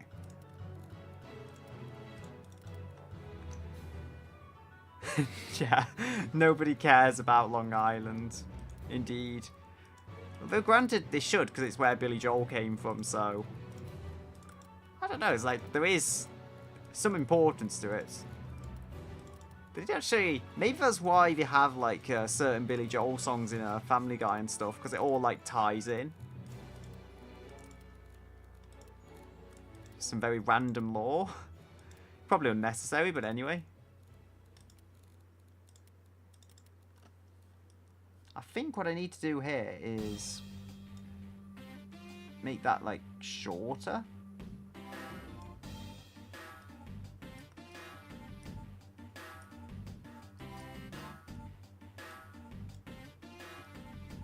I mean, that is on 2D mode, which it kind of needs to be on.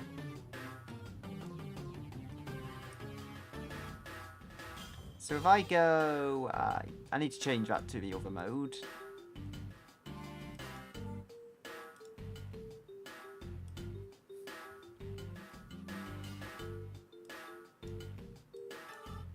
Maybe if I get the one on top and move that across. Oh wait, if I stretch that out a little. I think that's decent enough. I mean, it's not like completely accurate, but it's vaguely the correct shape. The phone is going off. Wait.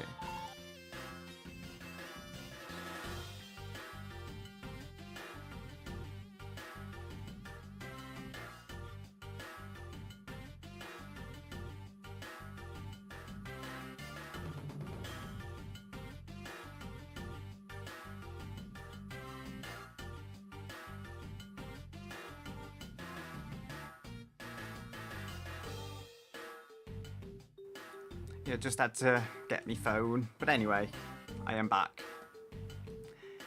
Yeah, I mean, it's one of those things. I mean, you had that for a song. What was it? Something like what was it? The Ballad of Billy the Kid or something like that. And it's from a town known as Oyster Bay, Long Island. It's like, I think basically about him. Hi, Shadow Crescent. Is that new? Is that a different name? I do recognise a profile picture. Anyway, I had an idea. I think it's come out okay. So, yeah. I mean, this is like mostly done, but I have got the interior to do. I've been trying to work on the avatar a little, but it's going to take a lot of time before I've got it to a level I'm happy with. But I will have that avatar out eventually. So I do appreciate you being back though anyway. There is... I want to add details to this. Ah yeah, SC. So it's not like the acronym and stuff. I'm sure, like, because I'm sure the name has changed a little. I did recognise the image though, so I know how you are. Okay. The hair. Where's the pin feature? Totally not sus hair. There we go. Don't know if you can reach the hair from there, but there is hair.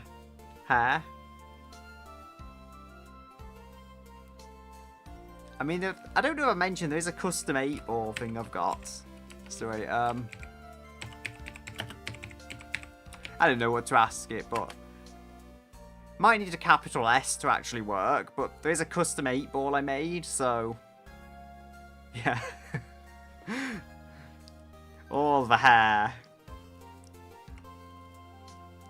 I think, does this have any exhausts? The car doesn't have any exhausts that are visible, but I feel automation with how it is, it kind of needs exhaust somewhere, so I think I gave the engine dual exhaust. So what I'm going to do, I'm going to do this so it doesn't break the visuals of the actual... So it doesn't break the visuals of the actual show. I'm going to mirror these. I'm going to just put these down here, but like behind the bumper. So therefore it has the exhaust and everything, but they're not actually... Oh dear, grab the wrong part. Drag them back in, and there we go. So it now has exhaust, just no one's going to see them. Yeah, the... I mean, there's probably like a few artists from various places. Yeah. Hair. Hair is useful. I think Canada does have some snow and stuff, so hair is definitely useful there. I mean, my hair only grows to like a certain point. I can't even grow it any longer than it is. Because it just like gives up growing, unfortunately.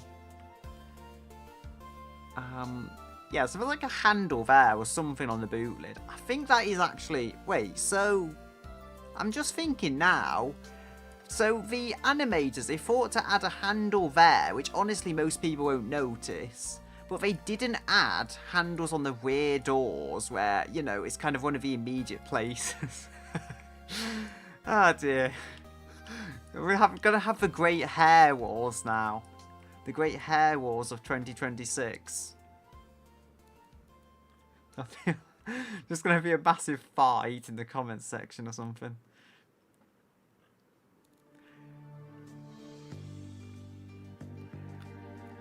Some artists do say like where they're from, and some don't. I don't know. I just feel like it's ultimately up to people to, you know, if they decide to say this stuff. You know, it's their life, so I don't feel like people should be forced to say things. But if they want to say where they're from, then that's fine. I don't know. That's how I feel about it.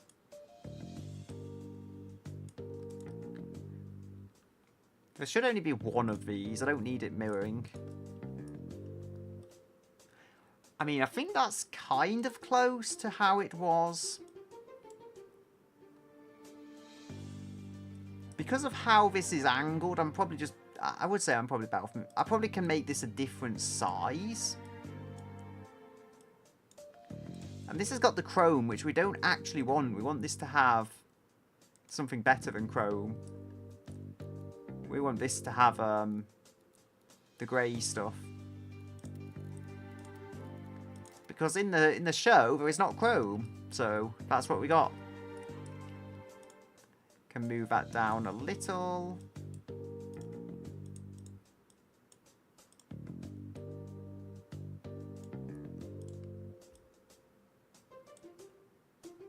There we go.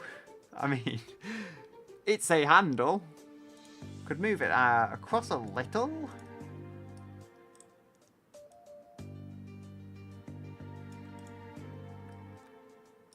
I mean, almost position this... I know it's not, like, ideal, but it does kind of fit the same way. Oh dear, the grey hair was... yeah. I mean, or you could just stack the alliteration, the great, gorgeous grey hair, gathering, not gathering, because it's a battle. I don't know. I'm not good at thinking of this stuff all at once. I can clone this. Actually, I think I've almost done the exterior of this car here. So I think that's worked out fairly well. Front was a little tricky, but the back came together quite nicely.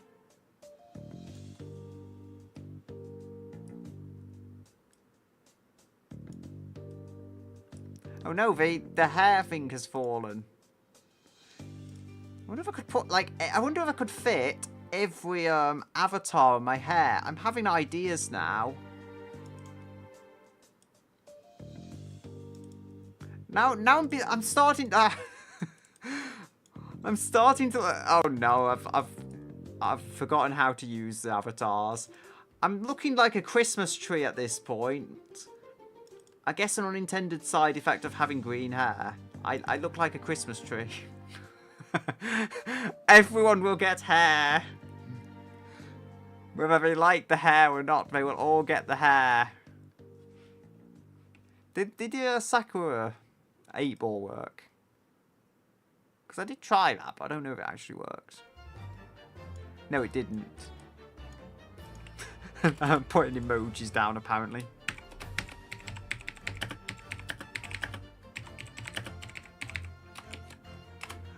Now, see if this thing actually works. Wait a minute, did I won the Star Catch game because I was pinned to my own hair? Yeah, Jimmy Neutron. Wait, Sakura likes hair. Oh no. What have I done? I feel like I'm just making an even bigger fight and gaslighting everyone at this point. Okay, so the interior. I could go crazy, or I could actually try and make it look vaguely like the Ford that it's supposed to be based off of.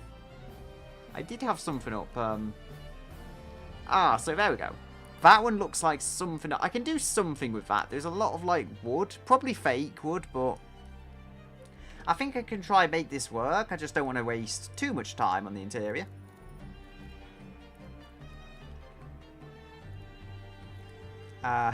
Because race car, there's all kinds of racing stuff. Probably won't have bucket seats. Yeah, I am a Christmas tree. I know, it does look like a Christmas tree though. To be fair, I think I did make this model like about December, maybe November. For better or worse. I mean, now the Ahoge is bigger. You know what, I could put a Maxwell in. Because why not? I mean, I know this isn't canon, but there's enough space to, like, put a Maxwell somewhere. But I feel I could. I could put a small Maxwell in, especially. If only there was, like, a Brian thing you could add, which is the dog, that would be pretty amusing, I think. Just put a Brian in the back. But then Brian has his own car in the show, because it's kind of crazy, so... Because the dog does drive a Prius, we all know that. We all know dogs drive Priuses. Oh no, people are escaping my hair! Don't worry, SC, I will get you your hair back. I mean, yeah, if only we had like a Brian Griffin that I could just stick on the back of a car or something. Unfortunately, I don't think there is one in automation. I don't think I can recolour Maxwell even to be a white colour.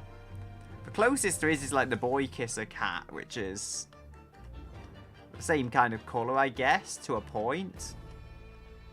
There's this guy. Like, he's probably got somewhat the same colour scheme, if not much. Yeah, talking dog that drives a Prius, indeed. That is what it is. I mean, I do need to... I think I need to remake this model sooner or later. Not model, technically just, little PNG.gif avatar type thing. But I need to remake it, and I actually need a bigger Ahoge, because it's actually got head size now in the newer iterations of the design. And I want hair physics and everything, but that stuff takes time. Okay, so dashboard. There is like dash fillers as well. I think I'm gonna need to add just some 3D bits on here to try and put it together. So I could have... I mean, I can think this. So if I get this, I think I can do something with it.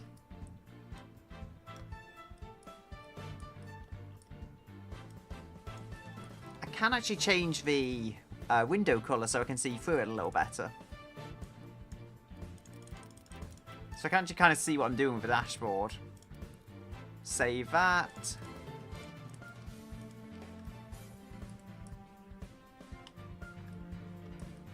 Wait, can I make a ladder thing? Because then the sit command will work. There's supposedly something you can do with, like, blocks.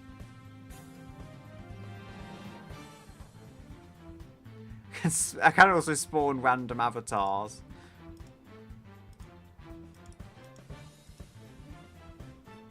Wait, I can spawn a star. Everyone gets stars, yay! There we go. I can also throw bombs. Wait, there's loads of stars flying around. Quick, we must bomb the whole screen to get people to get the stars. There we go. Everyone gets stars.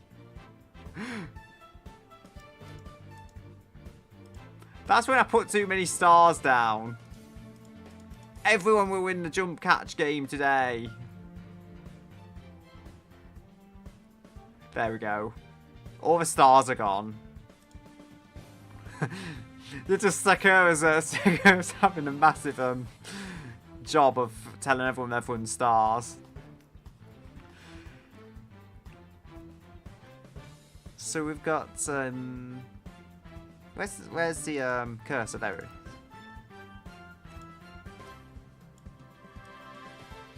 So what I'm thinking here, this isn't going to stay the body colour. I think it's like kind of a beige colour, but it's also going to be a very flat colour, like more matte colour. Just to kind of, as I say, match the overall aesthetic of the show a little, so it doesn't look too out of place. I want this to look as accurate as I can realistically get it. Which is to say, I'm obviously going to have limits to how close I can get it, but I think there's some things I can do which will work. Ooh, that actually looks decent. Like, that slides under the bonnet quite nicely. Well, I guess technically you have to call it a hood because it's an American car and an American show.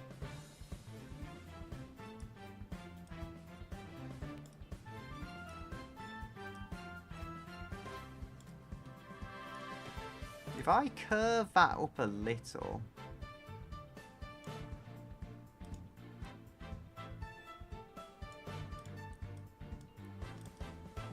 yeah, I think that looks decent.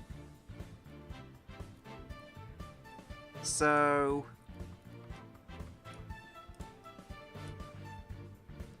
just looking at this interior I've got that I can reference.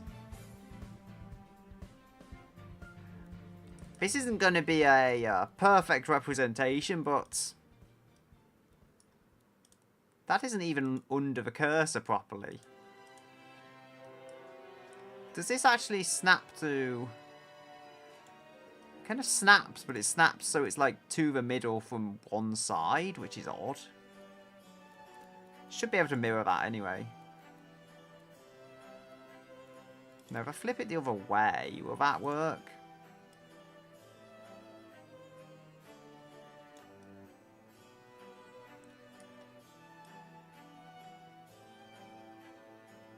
There we go.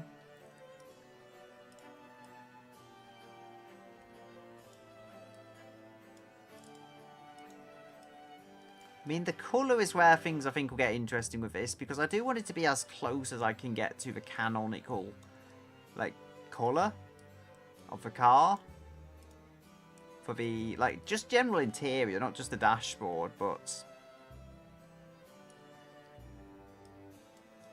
then,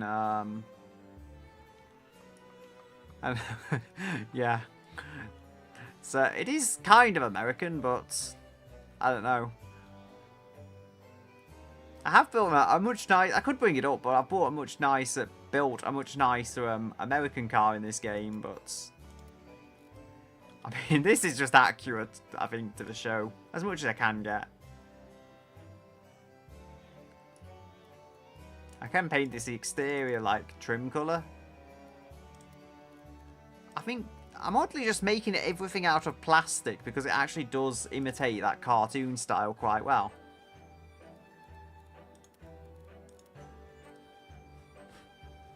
So we've got kind of a beige colour. I think it's a bit more yellow. Something like that.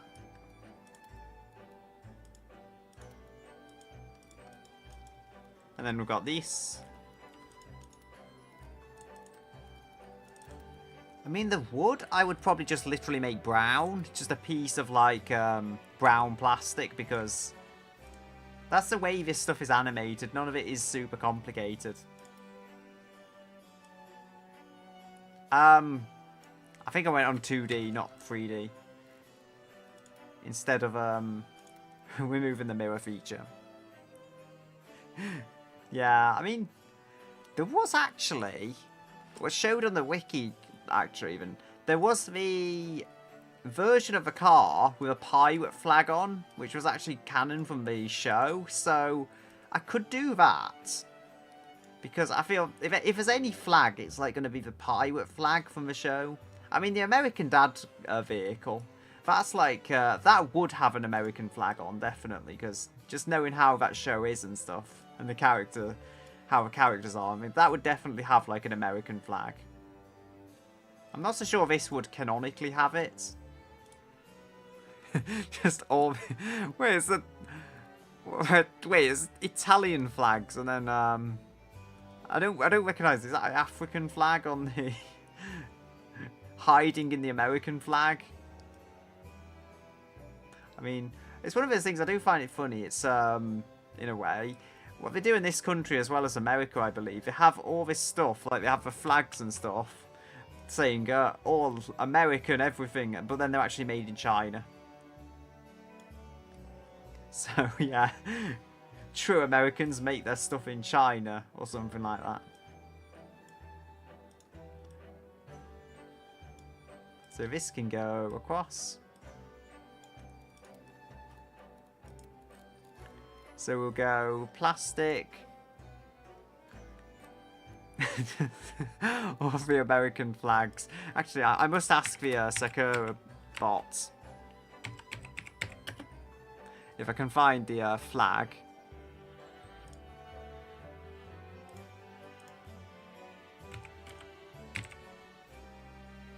Alright, I can't immediately find the flag, so I'm just using the ball instead. Wait, did you just censor my own comment? It's not showing up. I literally put, like, the American football emoji.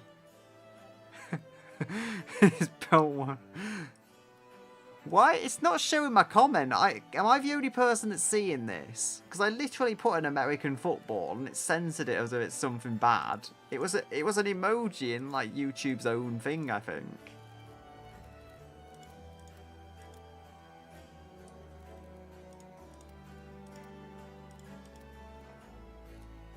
I don't know, would that work, or would it be a little darker? I feel for contrast it would be darker. I don't know, I think that does definitely look more like a actual wood colour. Like, that is totally accurate wood. It shall become so. I mean, football works too. Yeah, but I mean, but what I posted, to me, it's just like posted a box, just an empty box with a black box with like nothing in but my name, my YouTube name. Yeah, classic YouTube. I mean, it's nothing there. Like, I could even screenshot it and like upload it somewhere. Actually, where is a sniping tool, sniping tool, whatever you call it? I have to capture this because it's just so dumb.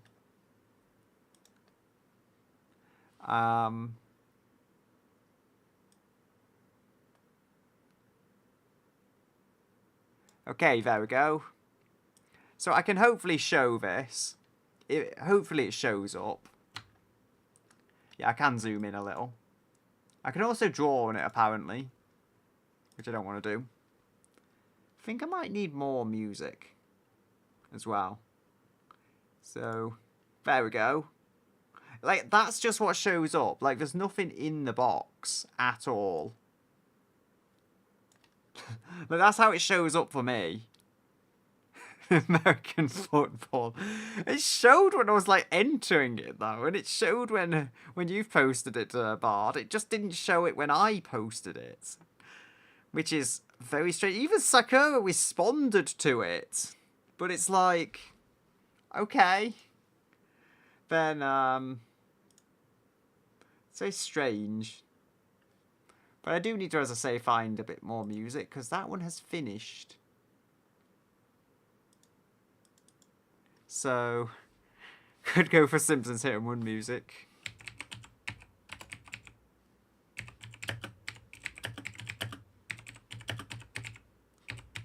Because it's kind of fun, goofy music.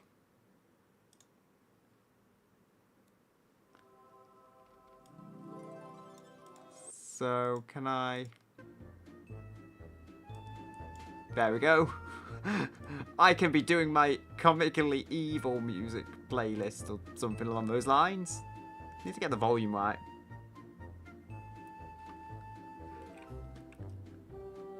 There we go. So, the Ford interior.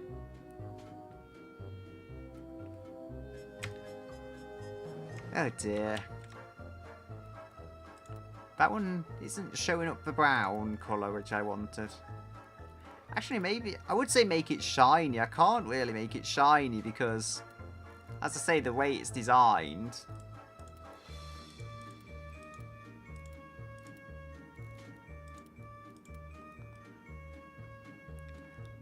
I mean, like, I'm thinking, how can I be lazy with this interior? And actually get something that looks, you know, like actual wood without putting any effort in.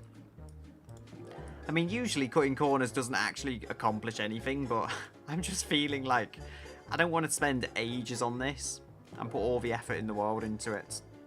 I just want to get it so it's recognisable as a Family Guy car.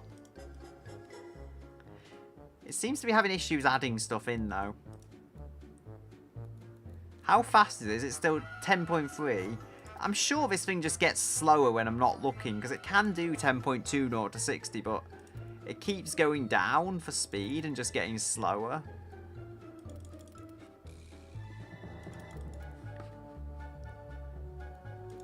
Okay, 11.1.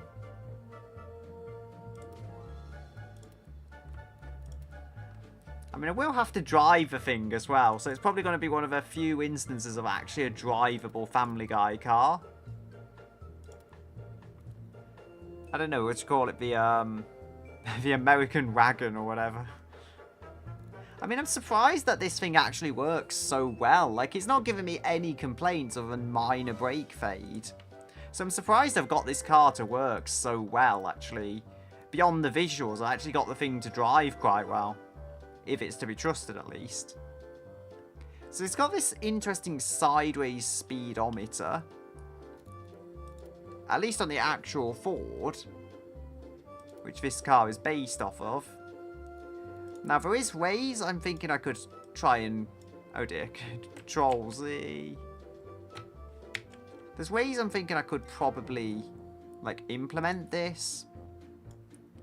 Presumably not by, like, continually messing up.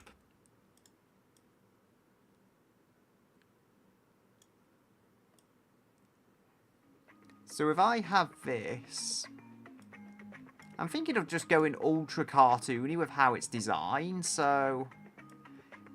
I mean, there is, like, somewhat of a canon interior, but it's just mainly of a beige colour. I'm trying to just combine, like, the Ford interior with overall a cartoony style and the natural beige upholstery colour. I have thought of it. This is, at this point, this is just, like, one random idea I had. I have thought I could do more of the kind of cartoon cars. Because it seems like it's working out. And I have completely messed this up, where that's supposed to sit. It's okay, I'm sure the thing didn't have absolutely perfect build quality anyway. But yeah, I've thought of doing more. I could probably, if I wanted to, I could even build something like crazy, like the Patty Wagon out of SpongeBob. Because this is actually a pretty normal vehicle. It actually took some surprising amount of IRL research to get this thing, to actually get the specs of the Ford and learn how it should perhaps handle. How I should design it because of that. Because it is actually based off a Ford LTD. But it's naturally not exactly to a real Ford LTD.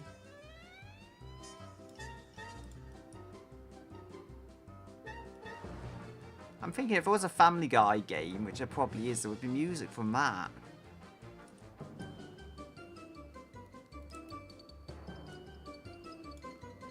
Is this like they call it a Saturday morning? I think they call it like a Friday afternoon car or a Monday morning car, and it's just not built well at all. I don't know if it's just an English term, but I think they do say that sometimes when a car is just badly built. And, like, the trim doesn't fit properly and everything. Like, it was just finished before the weekend when people wanted to go and have a drink. So they didn't actually finish the car very well. They just threw it together. And the same with Monday. Like, you know, they're hungover from Sunday and everything. And their mind just isn't quite working properly. So they don't know where to put all the bits into the car. Got, okay, we've got the wood trim, which hasn't worked near as well as I've hoped, if I'm honest, but it's there. It is trim.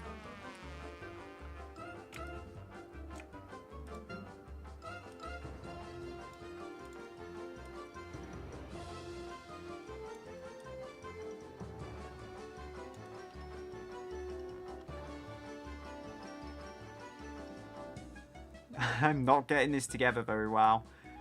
The bits that it actually looks like the pieces are sliding down, which they shouldn't, but it looks almost like I put these pieces in and then they just slide down.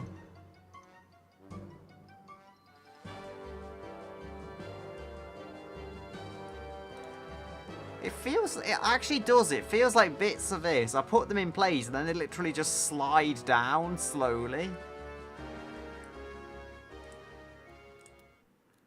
So if I go fixture materials, I mean, maybe I just need to rotate that. I mean, that's not ideal, but I just can't be bothered messing with this when it's probably going to go wrong.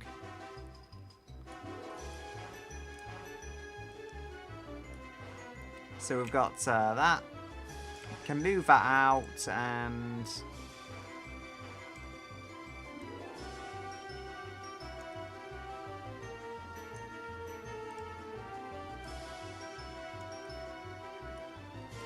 I mean, basically, this is an oversimplification of how it is, but... There's going to be, like, a white needle thing here, which is going to indicate the speed. I can actually use that outside trim as well. I might just have like 1 to 10 on the speed for comic reasons. Because we don't measure actual car speed in that. Like, there's usually a measurement attached, like miles per hour, kilometers per hour, but no, this car just measures in 1 to 10. So I'm going to have to get the text tool, which is somewhere. Is there like a Comic Sans? Because I'm feeling evil. I don't know if it's specifically Comic Sans.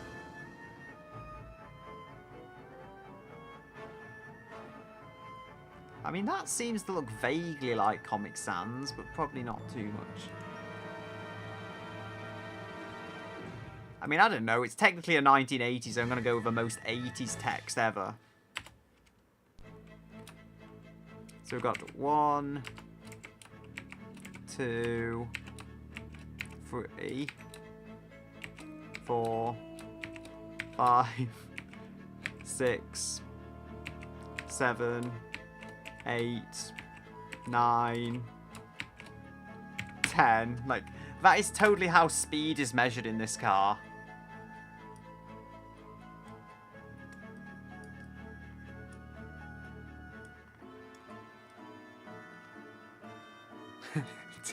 Ten 97 times. I mean, I would like to put that kind of like RAM numbers. The issue is all the RAM numbers are even numbers, so like you end in a dislike if you say that.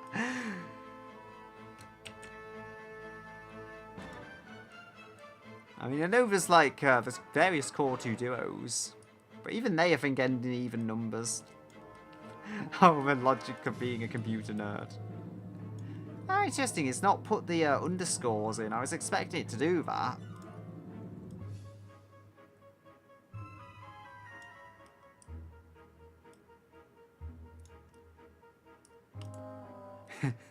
Yeah, 67. That is a number that you can use. Same with 69.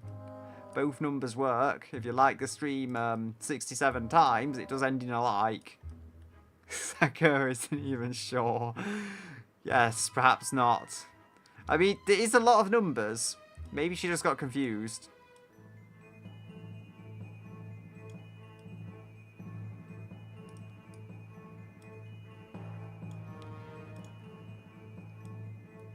There we go. So this car is going about 4 miles. No, not 4 miles per hour. This car is travelling about 4. We don't know for what. We don't know if it's 4 centimeters a day, but it's going at 4.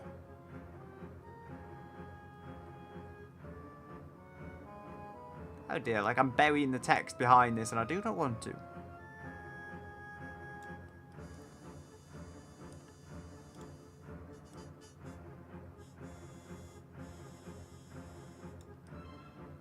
But yeah, this car is going at about 4. That's all we know.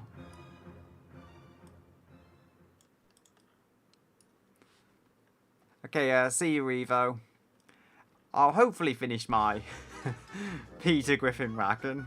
I don't know what to call it anyway, but yeah, it's a thing.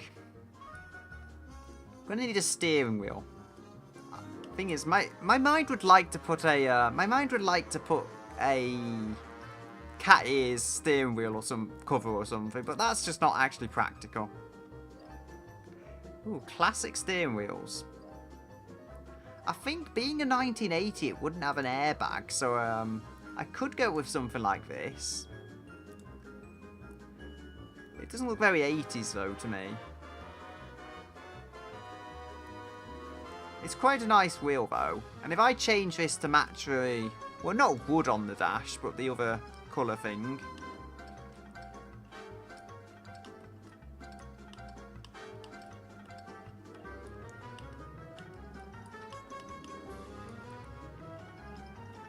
So we've got that. I mean, you can get steering wheel columns as well somewhere in this game. I think I got a mod for them. I won't be doing anything super detailed, no less. Just the steering wheels exist, so I might as well use what I have.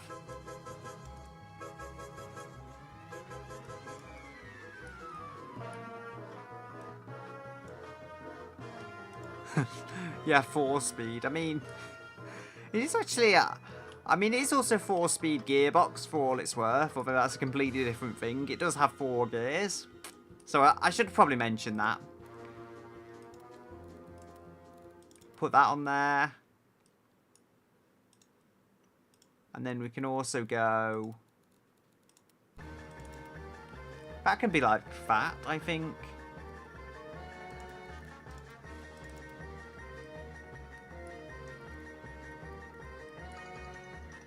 Now, if I change this stuff, I do use the, in places, I use the matte plastic, so I can just repeat that here. Or I could use that, actually I could use a beige colour. Have a bit of repetition there. I don't think that would hurt.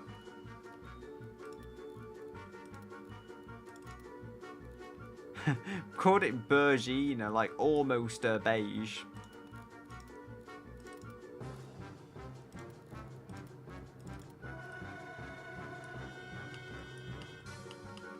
A 4-speed, basically it's the number of gears. At least the number of forward gears, should I say, because there's always a reverse. So, like, the number of speeds, 4, 5, 6, is the number of gears you have when you're travelling forwards. So it's like mine has a 6-speed IRL, so that has 6 forward gears for when you're travelling forwards. It's not actually that complicated, it's just, it is that simple. I mean, typically more is better, but it's now to the stage where you have like 10. You don't quite need that many. It doesn't make that much difference when you get to that many gears. I think that looks okay. I am going to put some door cards in, which I think will complete it a bit more. I can actually raise that steering wheel up, because it did look far too low. I mean, it's a massive oversimplification, but then that's kind of the point of why I've designed it this way. So, got to get the bumper, I think. Because one of these bumpers, I think it's that one. Don't know, one of them. I think this is the one we need, yeah. It's going to make it extremely easy to design the lower end of this dashboard, even if it isn't technically designed for an interior job.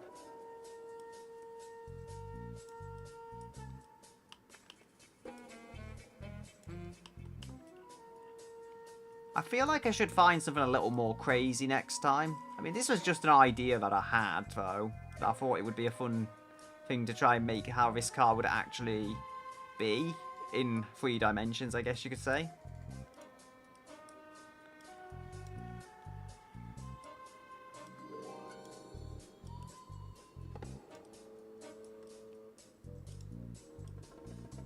Can drag that back.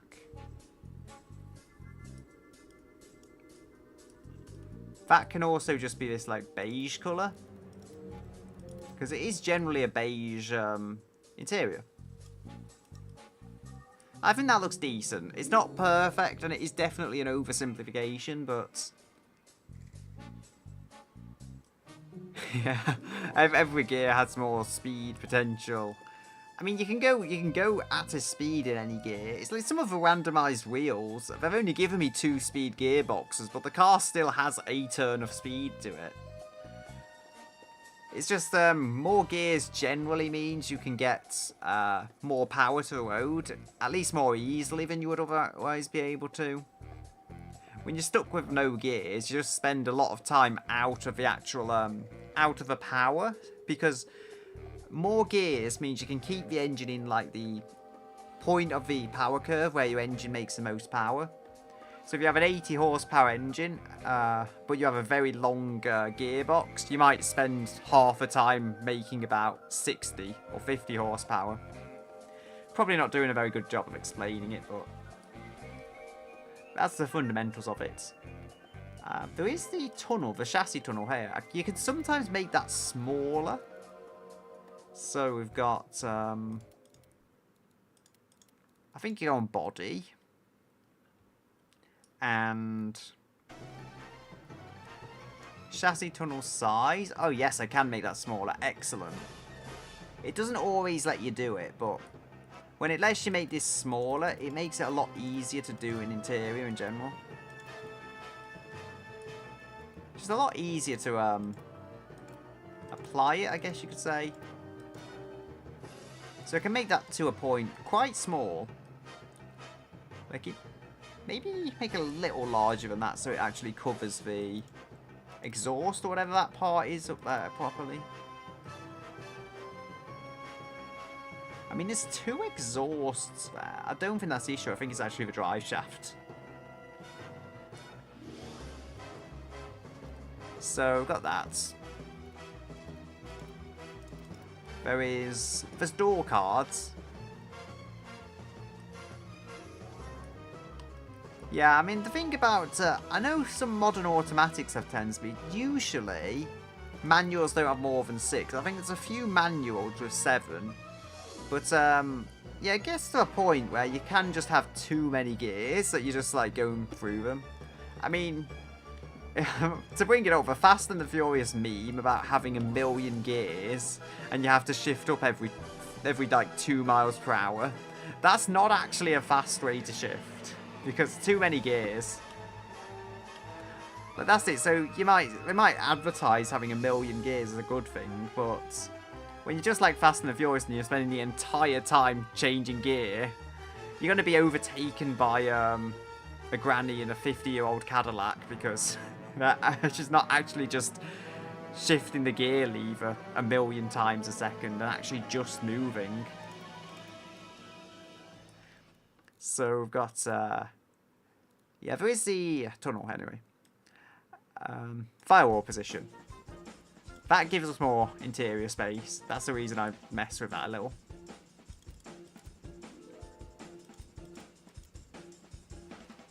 There we go. Have a bit of space, might as well use it. Yeah. And yeah, the semis have that many gears because it's to do with the torque, basically. Like, they're pulling well, firstly, the thing itself is probably like 12 tons plus. For comparison, this car is like 1,700, and the semi is probably 12 plus tons. And then it's got the trailer and everything, and then you've got to tow all that weight, and more gears is pretty useful for that. Because you have more gears, you can like stay where the torque is, and that's exactly what you want when you've got to move that amount of weight. It's very useful for that. Maybe that's why some pickup trucks now have like 8, 10-speed autos. I mean, it would add up. So there is door cards we need. Interior. So somewhere the interior is. I'm thinking I could put a nav screen in.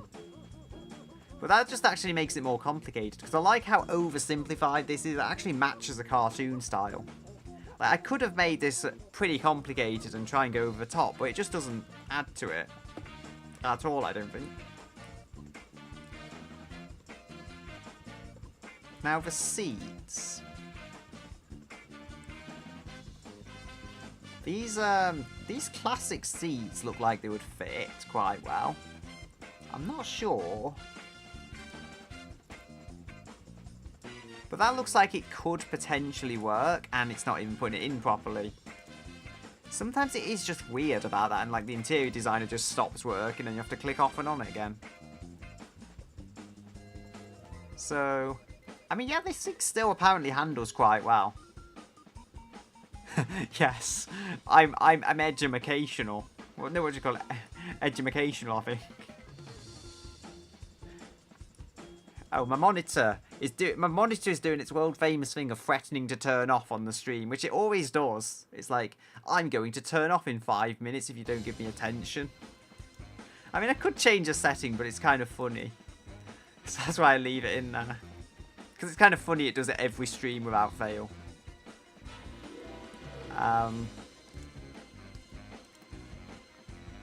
There is the door cards. I mean, I can probably put some fairly simple ones on. it was pre-made dashes, honestly, I could have used one of them. It would have saved me a lot of time. 70s, 80s. I imagine 80s, although this car is at the beginning of the 80s, not the tail end. I think they could work. Just fairly simple little door cards.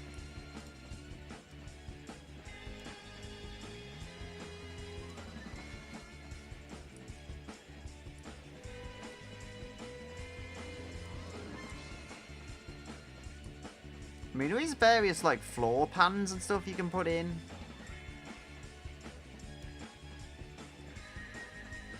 I'm doing this with mouse, honestly. I don't know, maybe it's because, I've always done it. I think you can use a drawing tablet, but I just use a mouse on this particular thing, because I think it works quite well.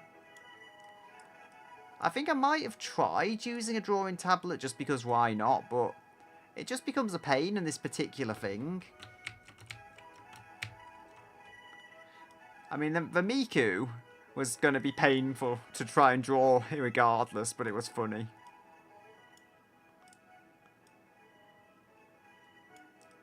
And then I find out you can actually just import, like, PNGs to this game, basically. There's a way of doing that after I drew an entire Miku in, like, the most uncomfortable way possible.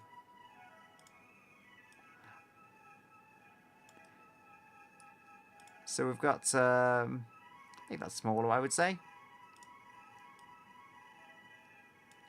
So Mr. Burns' Evil Secret Tunnel music from the game.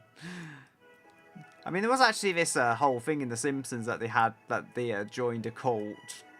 It's literally an episode where the Simpsons join a cult. And the leader gets to drive around in a Rolls Royce. But they have to, like, plough fields or something like that.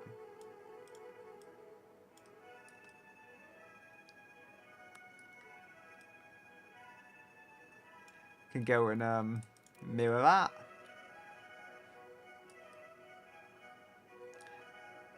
I feel like that could probably go out a little further.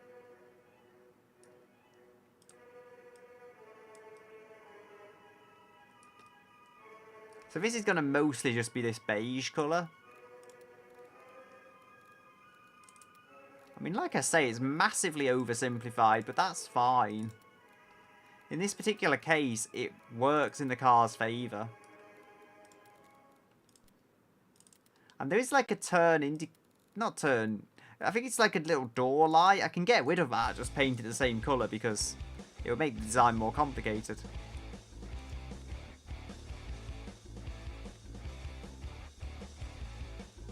Okay, so I don't think there's turn signals on the actual car. You can make jokes about BMW drivers, but yeah, I don't think this has any side turn signals. It just has the front ones. It doesn't have any on the back either. So that's like the BMW driver stereotype. I mean, I don't know why. I don't think, is it like the English national anthem or something, which just makes it weirder? I don't think it is, but I'm sure it's from something else, which just makes it even crazier. I mean, that was a crazy game. I mentioned it earlier, I don't believe you were here, but I was saying there's a mod for Simpsons Hit and 1 that turns it into future armor, but I just can't get it working on this system, so I'm going to have to do something else if I want to stream it. But there is a mod for that, which looks quite interesting. I think it released at the end of last year, so it's actually still fairly recent as well. But I don't believe it's been picked up by any properly massive YouTubers. Probably because it's still a kind of a retro game at this point. There's floor pans, radiators. I don't think we need a radiator. You can't see past that grill anyway. So there's something I need to add there.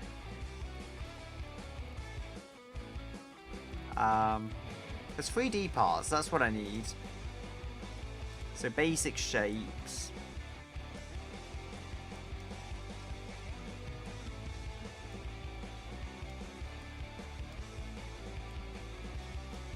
And we put the body on for a moment. Actually, I think if I go and I latch like onto that there, that should make it easier to just zoom in and reposition it. I mean, I do have a little like screenless drawing pad here, but I'm not using it for this. I usually use it with a need to make a thumbnail. It's useful for that, to have it lying around, because it just takes a USB cable and no power or anything other than that.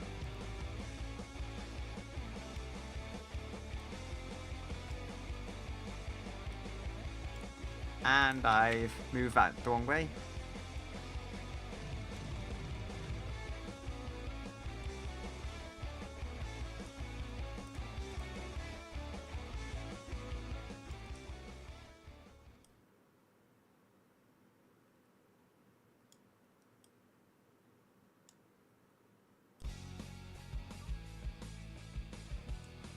I think if I position this correctly,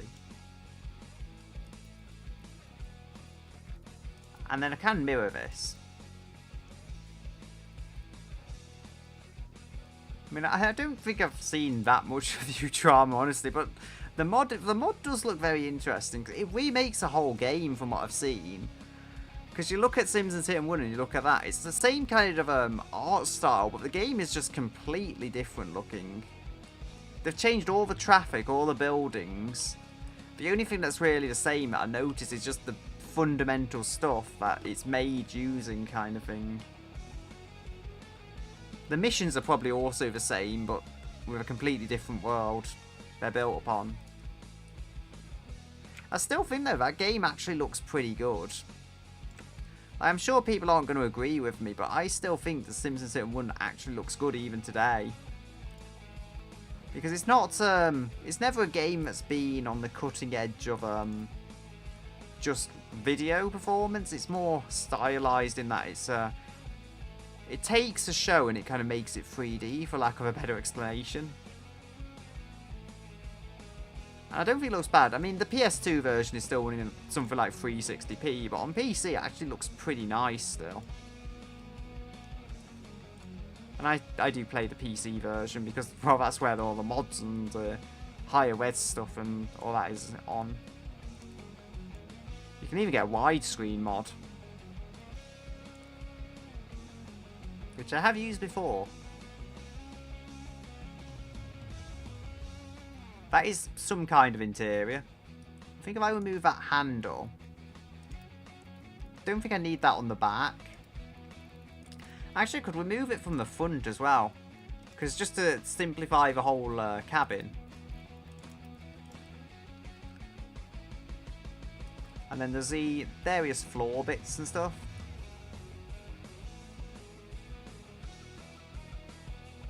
Yeah, I mean, PC gaming, it's just, you can do so much that you couldn't do on a console.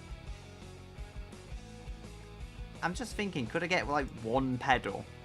That would be kind of a funny way of simplifying it. I'm just going to stick some normal pedals in this, honestly. Because I want pedals, but I don't want to go crazy with them. I'm not going to spend ages customizing these. Just stick some in there and call it a day.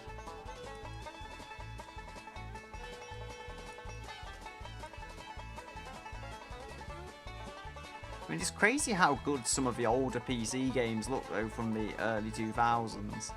Like, you can go back to them, and they don't actually look that bad. Even all these years on.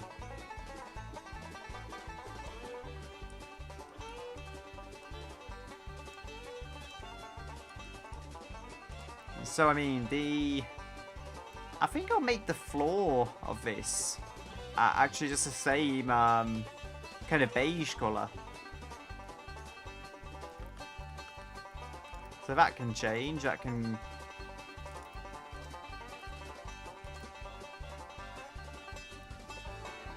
Oh yeah, Half-Life is...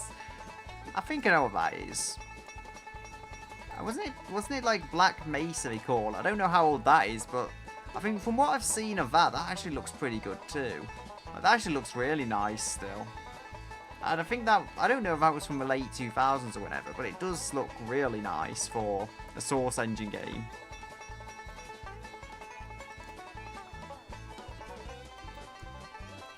crazy though, because back then, I don't know, you could call the 2000s like Malaise era of PCs, because it just things were not great back in the 2000s. The Pentium 4 wasn't all that great. I could go into all the technical reasons, but just basically the Pentium 4 had a number of issues with how it was designed. I think I might put a single exhaust, I don't know. Would it fit better? Or maybe not. I have a better idea. So we've got the roof line. Not roof line, the roof line needs to be used to mount a floor in a weird roundabout way.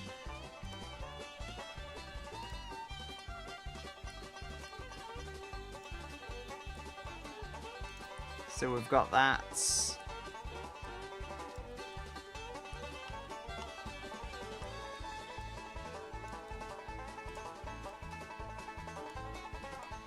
To think the Simpsons Hit and Run is 23 years old now just reminds me how old I am.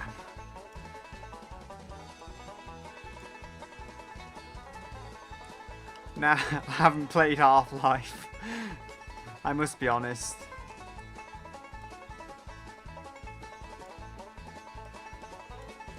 Mostly I just played Gran Turismo back in the day.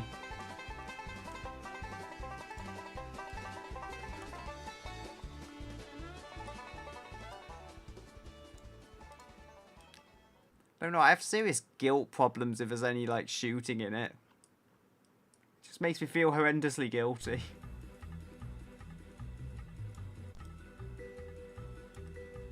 I get how strange that sounds, but that's just how I am made.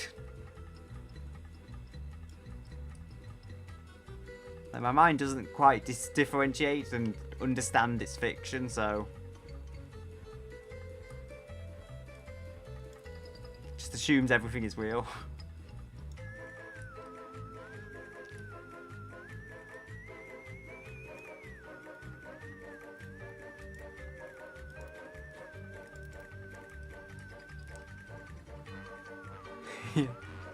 Yeah, I mean, it's hard to explain though, but it's like even the Lego games make me feel bad about like hurting people. I know it's the weirdest thing, I know, but I can't even explain it really. I just don't know why I'm that way.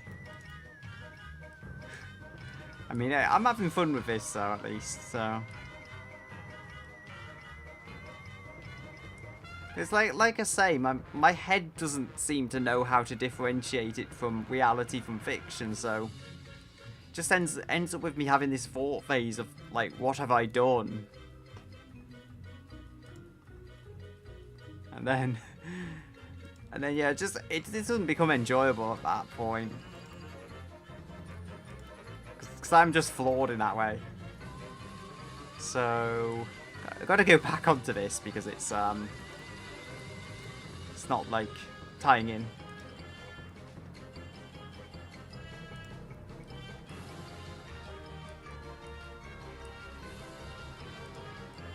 There we go. I finally got the chairs, or one of the chairs.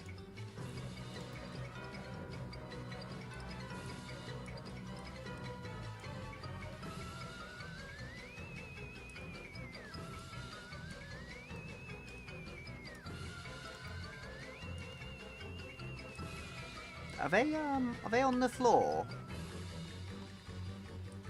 Could lower them a little. There we go.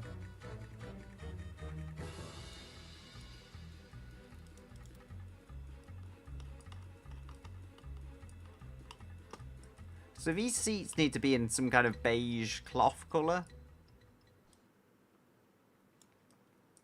I could actually do that with a carpet as well.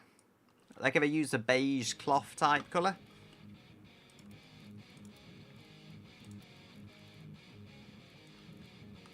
So, cloth, there we go.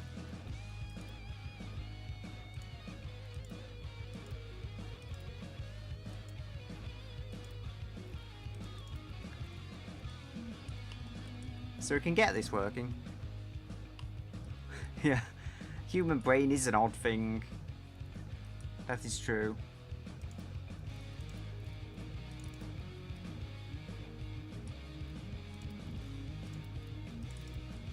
I mean, I feel like I'm the only person to feel guilt while playing a Lego game. I don't know what caused it. It's just very odd why I'm like that. And it's like, seeing other people play them doesn't make me feel terrible. It's just if I do it myself.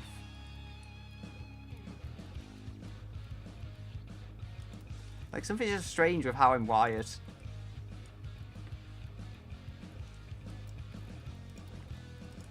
I guess it's the same with my obsession with Core 2 Duos, which I even named the channel after. Because, I don't know, most people would probably say it's just an old useless CPU, but to me it has meaning.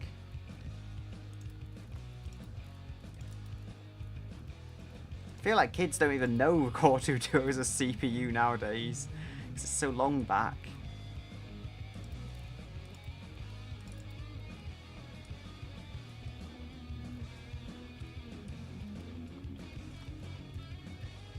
So we've got, gotta get this plastic in.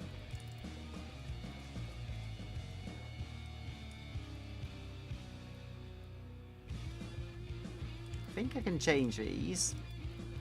It literally looks like you've just dumped it in a barrel of beige paint. Like, that's how it looks. And then we can go, hopefully add, actually I could go with a brown carpet. I think that would add a little bit of contrast. Yeah. Yeah, computers do what they're told, I mean, and they don't ask questions. Although, granted, trying to make them ask questions rarely ends well. I mean, we know what happens when, like, these AI things, when you teach them to ask questions, all humanity starts getting killed off, so there's some things you just don't teach a computer, kind of thing. It has been taught many times in school, but then these companies decided AI is our friends, and we are not allowed to fear it anymore. We are not allowed to be aware of the consequences. Wait, why isn't this paint in the chassis? Oh, because it's not the carpet, it's paint in the chassis, but not the carpet.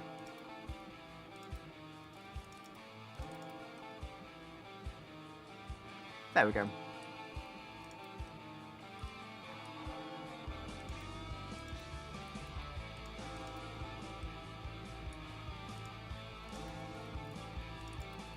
I mean, what I find crazy is, though, these people saying AI will gain sentience, but I don't know, where's the idea even coming from? Because it's literally the only people saying that these AIs are becoming self-aware now. They're actually the companies, they're actually the AI companies that are saying that stuff. So I don't quite understand how people could believe AI is actually going to become self-aware when the very people actually spreading those myths are the people who run the companies that are trying to sell you on the idea that it's so intelligent. I think, actually, this bench needs to be...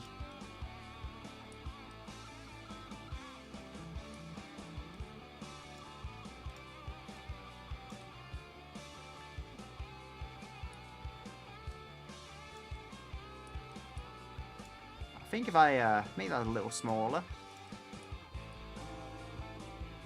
I might just put like a piece of a square over there as a boot cover or whatever to hide the fact that the boot is not actually fully rendered in.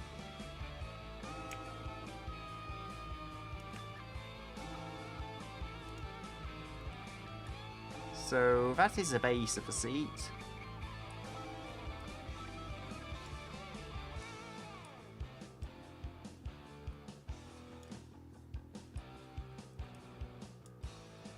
I mean, that is an interior, I think. It is some description of interior. I don't think I've done too bad.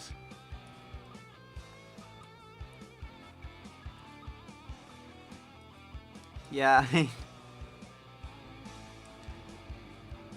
people wanted. I don't want it to become self-aware though. Like, what I find, another thing I find incredibly interesting is it's like, for 20 years or something, probably a little more than 20 years, we've been told that AI is this dangerous thing that's going to destroy all of humanity. But then suddenly, like 2023 hits, and these companies are not saying that anymore.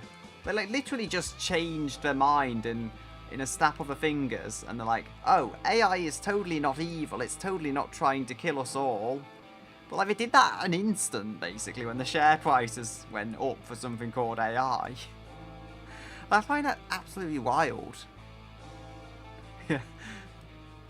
It's alright, I mean, at this point, I just think it's stream delay. So, it's fine if you don't accept it. No, not accept. It's fine if you don't respond immediately, because like my mind has already like chalked it up with it being stream delay, so it's like expected. Because these things do sometimes delay anyway, so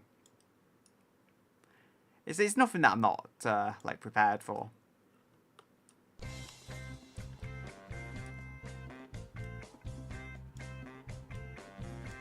So we've got Maxwell. You know what? I'm actually subconsciously put Maxwell on the C. I got so used to putting Maxwell in the random wheel builds that, like, I'm even subconsciously now just like adjusting Maxwell to fit on the C. I got so used to it though, that, like, you know, I'm not even thinking about it. I'm just like doing it on instinct. Yeah. Yeah, the 20-second delay. It's always the stream delay. No, the way you say it is, it's always the computer's going wrong. It's never actually your fault.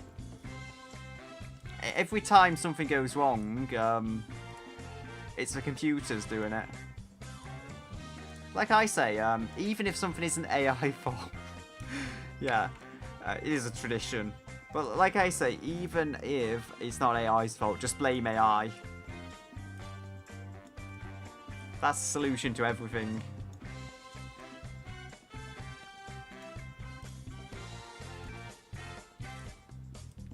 There we go. So, I think this can be black because it's like a load tray thing. Or I could make it brown to kind of match that. Either one would really work. I guess brown would be a little more complete with the interior. But then black would probably blend with the sides of the kind of a boot area, trunk area better.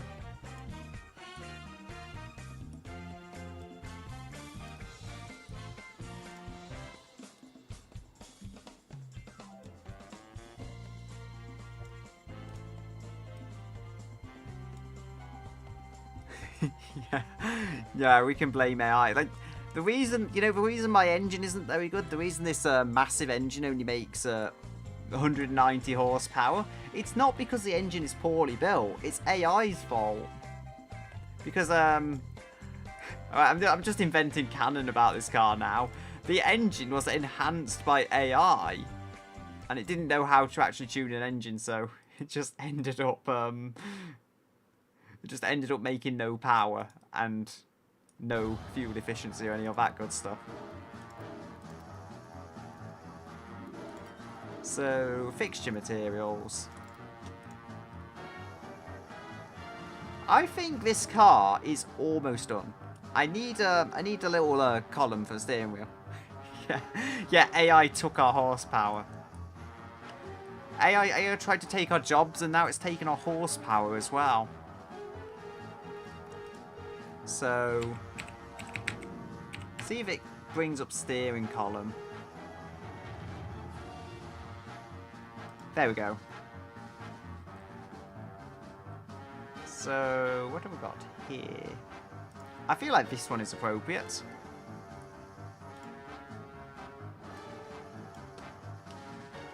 So if I can bring this up.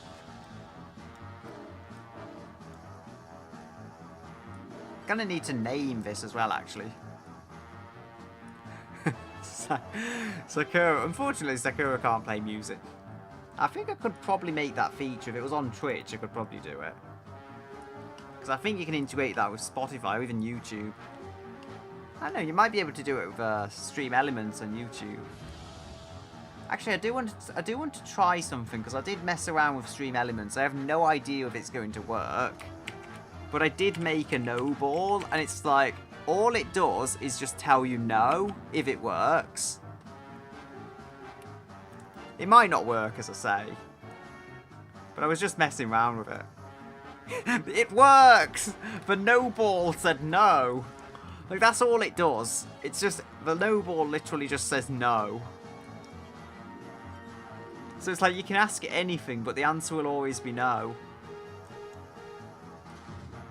It was really just me playing around with commands. I should have also the regular Stream Elements 8 ball as well, then, if that's working. Because I was just messing with that earlier. I had no idea if it was going to work or not. I didn't have it working on Twitch before. I think it's working now on Twitch on the art channel, which I have now moved over there. Which I think I have a link to the YouTube art channel on this channel, and then I have a link. Then I have like the Twitch name there, but convoluted process. I'll have to like streamline it a little.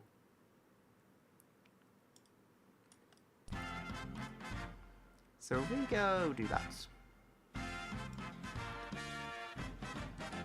But I think this main central column thing can be made of that plasticky beige stuff. There we go.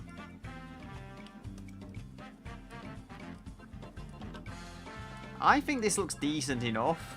I mean, it's not 100%, but I think it's decently representative of what's in the show. There is one thing I need to add, actually, I just remembered. There is the roof rack of sorts, which is like, roof rack. my mouth does not want to say roof rack properly. Roof rack. It's twisting my tongue, and it's like literally 2 words.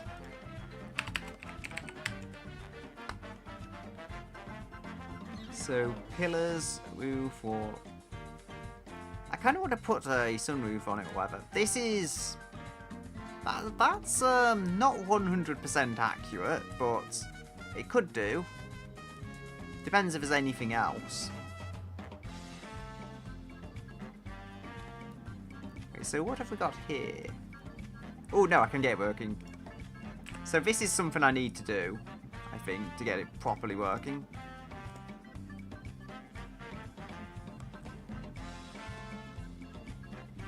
That is not quite right. This one is very simple, so I think I can mod it into what I need it to be.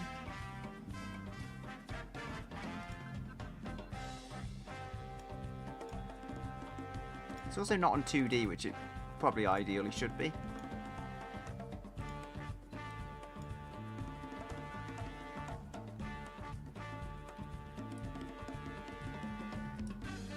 I mean, I do want to look into making actually another custom 8-ball and stuff on Stream Elements, because if I can do that, I can make like an 8-ball for all of my characters, and you can just get them to fight against each other.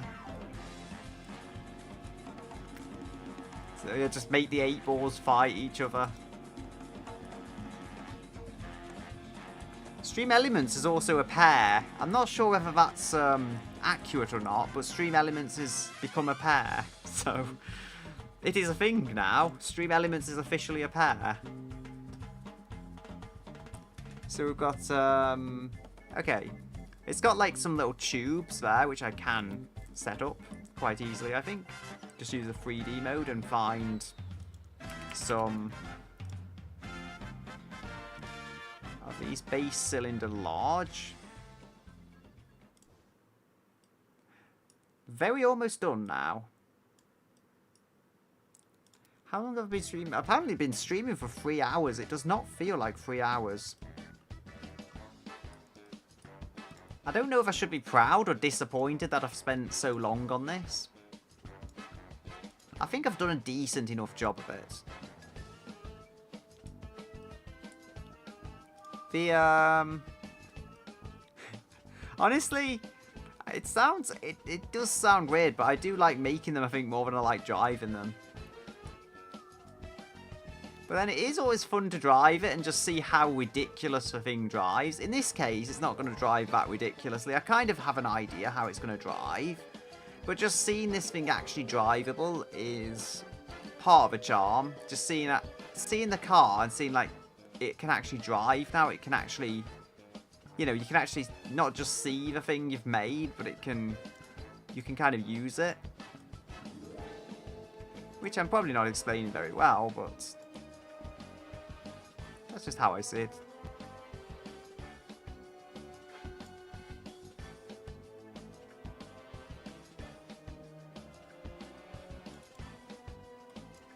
Okay, so that is...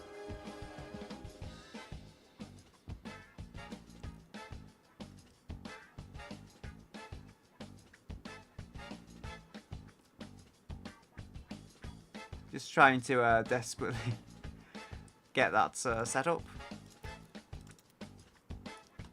I mean, I think this is almost... so there's 4 of these if it's technical standpoints, I guess. Something like that. There's 4 of these little beams across here.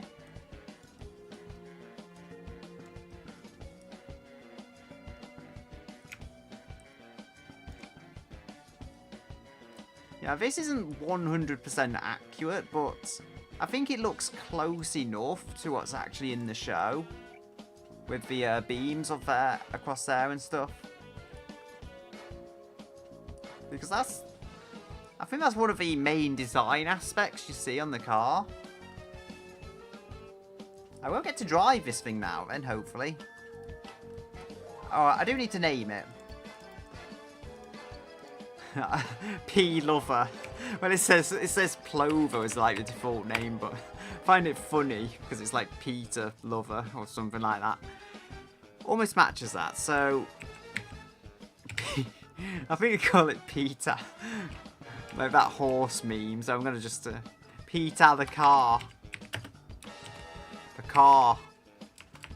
Nah. Core is more English. Peter the car. I'm just gonna call it that because I don't even know if the thing officially has a name.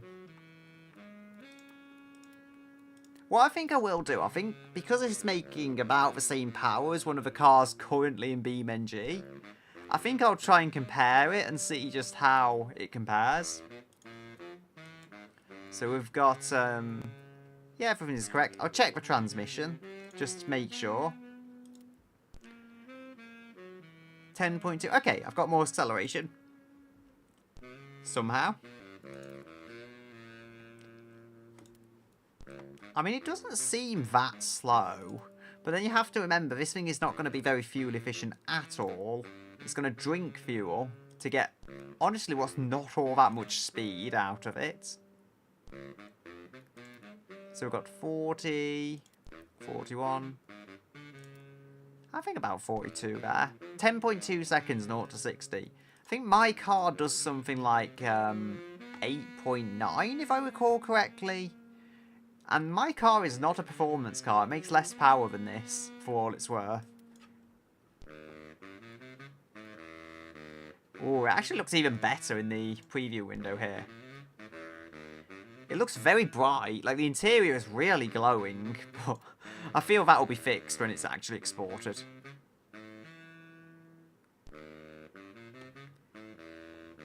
Finalizing export.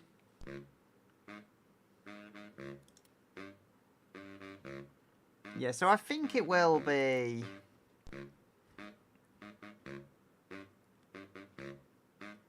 Yeah, I think that'll be okay. I mean, I'll probably be doing my, I'll probably be trying to continue my traditional art tomorrow, which I do on Twitch, so... I do on Twitch now, so... That's probably something I'll do tomorrow. There is BeamNG Drive. Yes. Don't know why my head saw BeamNG Drive and then it took about 2 or 3 seconds to realise, oh, I actually want to open that game. Yes, maybe I should click on that icon and open this game, which I kind of want to play right now. Yep, I will be driving the, I will be driving Peter the car if beam actually launches, which... I don't know. Come on, please launch. There we go. I had to press stop on Steam, and then I had to open it again for it to actually bring up the launcher. I don't know why it didn't just bring it up the first time I pressed it, which is very strange. I can try. I think I need to go and adjust the game capture. So it should load into BeamNG. There we go. Because I'm thinking just... honestly, I wasn't having any success on YouTube with it. So I thought I'd try it. And I was trying, like, multi-streaming on Twitch and YouTube, but my internet does not like that at all. So... I think I could, There's actually a West Coast USA, track. But yeah, I wanted to just try moving it to there. And I also, like, there's just no Garty community on YouTube. So if I ever want to try that, I can try it on Twitch, hopefully. Yes, I know I've got mods.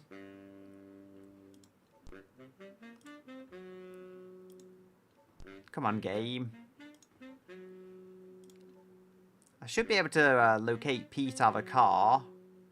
Could probably type it in, actually. Peter the car. Yes, 189 horsepower. So that's actually less than it was showing.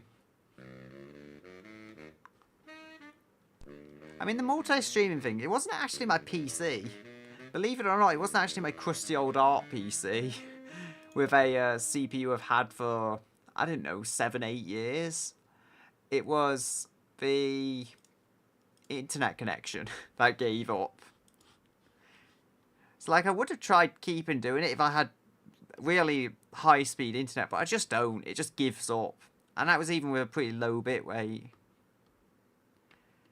Okay, so just have to wait for Peter to load in. I do wonder, it might be obnoxiously loud. I honestly don't know at this point.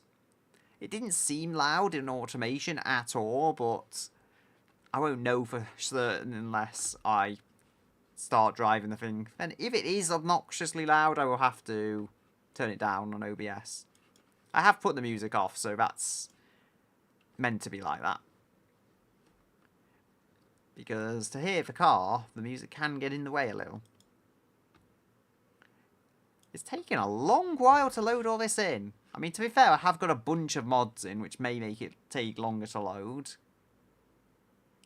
And also, Beam just takes a lot of time to load the maps in due to how they are constructed and stuff. Peter! Come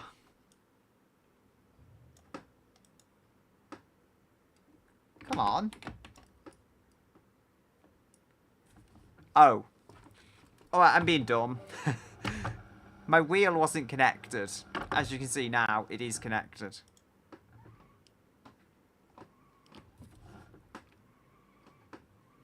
It spins the wheels. Look at that.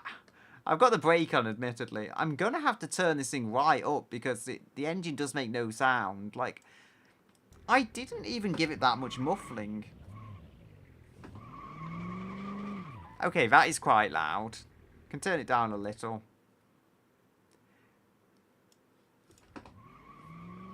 You can, like, hear the tyres. You can barely hear the engine.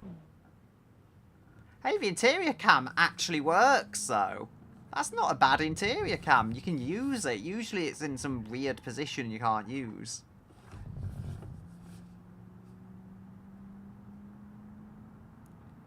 Peter's going quite well. It's still actually travelling at quite a rate of speed. We're going 80 miles per hour, apparently. Well, we're going 4 according to the speedometer, but I suspect that might be broken. Oh dear. For lack of ABS, and I'm going to hit the wall. That was a surprisingly gentle hit, to be honest.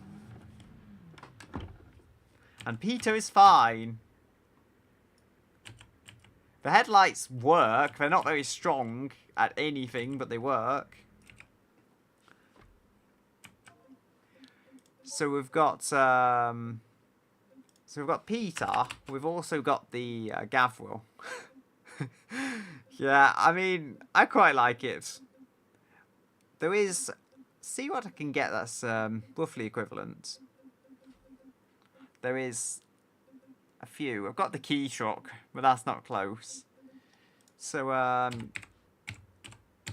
Grand Marshal, I think they call it. Cadillac C-Body. This is 75 to 75. Oh, this is 189. This might even have the original version of the engine I have ripped off. So, yeah. Let's see. 190 horse, it's saying there. Oh, wait. So, just wait for this thing to load in. It's going to look so weird, though, because the Petara car is like... Exactly, that car is intentionally cartoony. And then we've got this car, which is actually quite realistic. I think they have fundamentally the same engine. At least power-wise and size-wise. So we have got...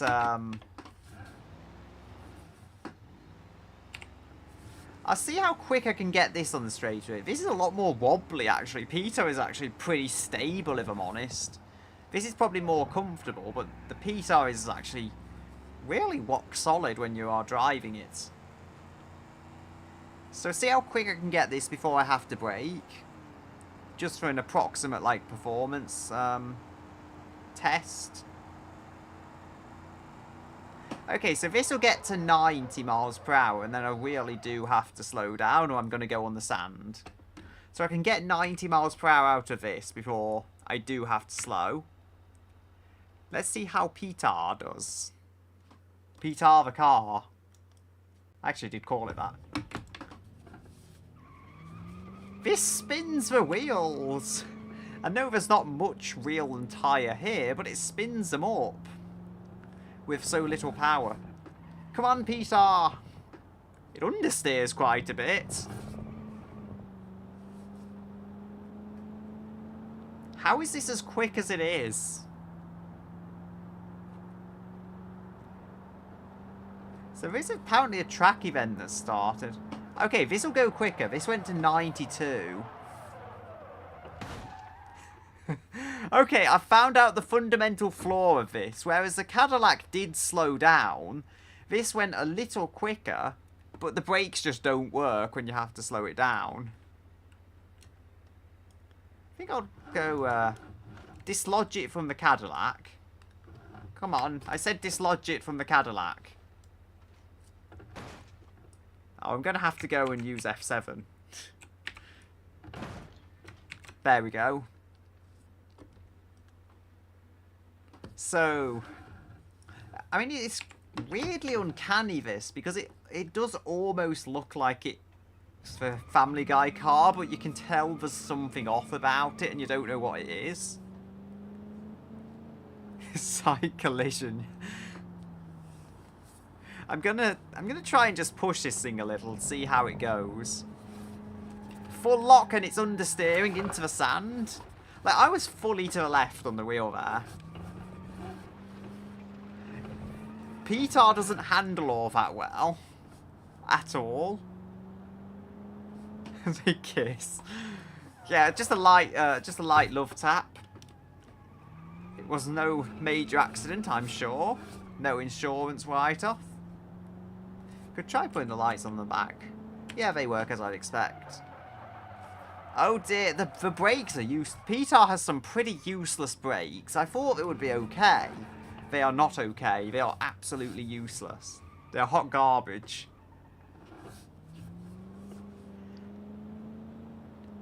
I mean, it just doesn't feel bad. But it kind of is. Oh, here's a drag strip. I might be able to engage, like, the drag thing and see if it actually does perform as it was expected to. Oh wait, no, I don't have to do that. I've got my performance metrics down above the speedometer, and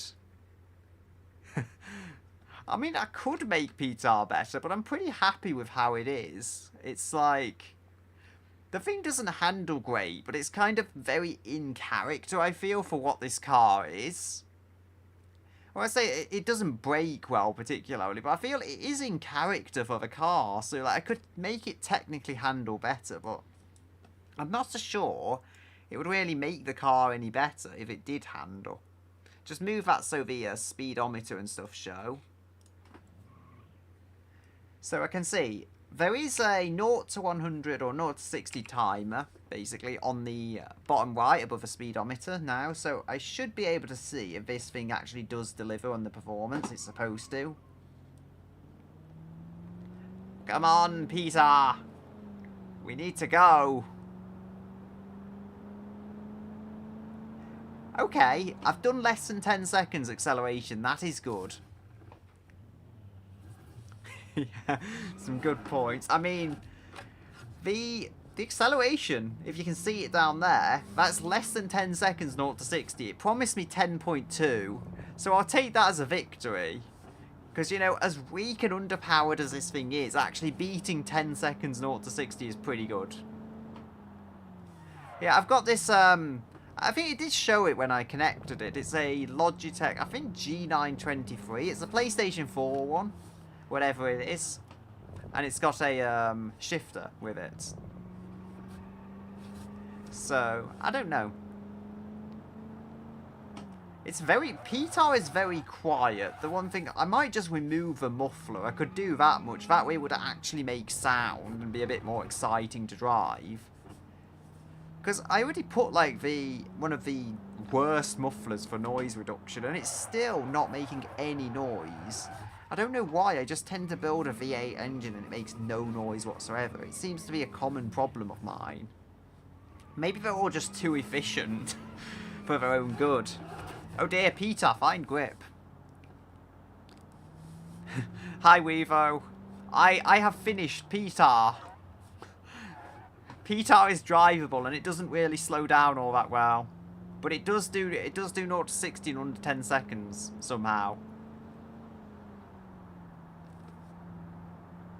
It does also have an interior cam that, surprisingly enough, works. Come on, Peter. There is actually a jump at the end of here, I think. I should try and do the jump. Come on, Peter. Oh, dear. I managed not to crash Peter. It's literally called Peter as well. Ow. Peter is mildly damaged. I think it'll still drive, to be honest, surprisingly enough. If I put Peter the right side up. The engine works. It's not seeming to put any power down. Is it just stuck, or is it actually broken the drive shaft? It's driving somehow. Peter is driving. Peter isn't driving very well, but he is driving. Yeah. In the 1900s, it was more complex. I don't know. It does have some fake plastic wood on the dashboard, which is really in keeping with the landing could use some work. To be honest, the seats are all still pointing the right way. I'll take that as enough of a victory. Peter is a very quiet car.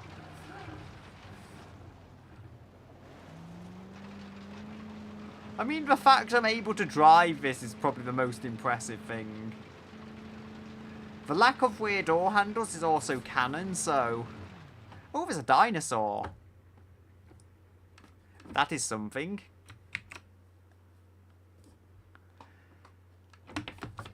Come on. If only you could actually put the boxes in it in automation and use it in the career mode. That would be perfect, because I could literally use a PSAR for delivering stuff in BeamNG. That would be brilliant.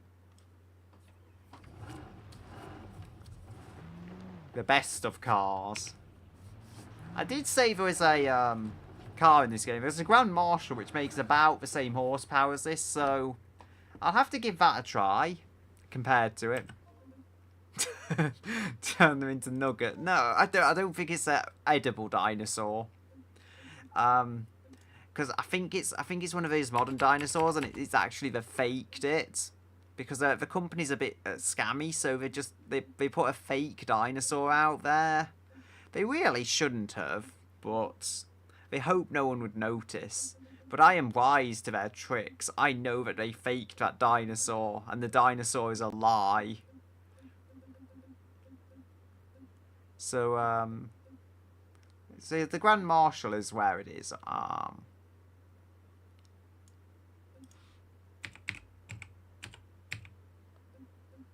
There we go, Gavril Grand Marshal. Let's see. American Police. How much power? I don't know. There is actually a wagon. Apparently this has got a GTA livery, but let's spawn this. Kevin. Oh yeah, Kevin.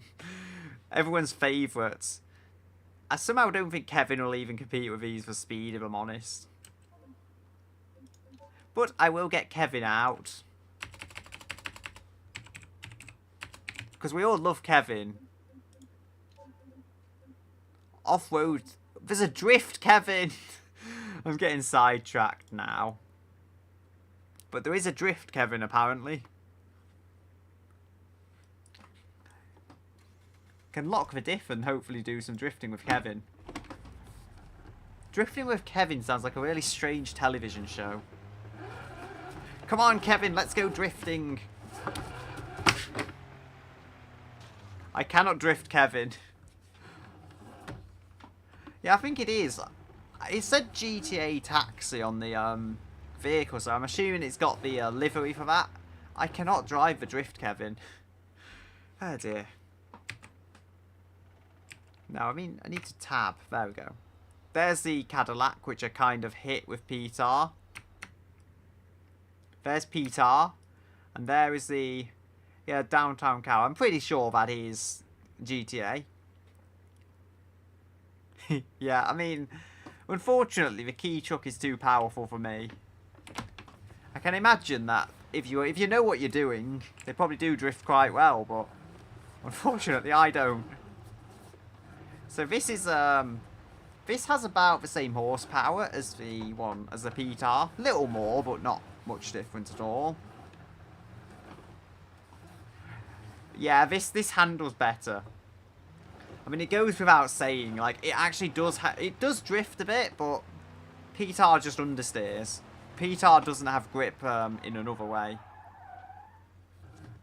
So we've got let's switch to Petar again. So,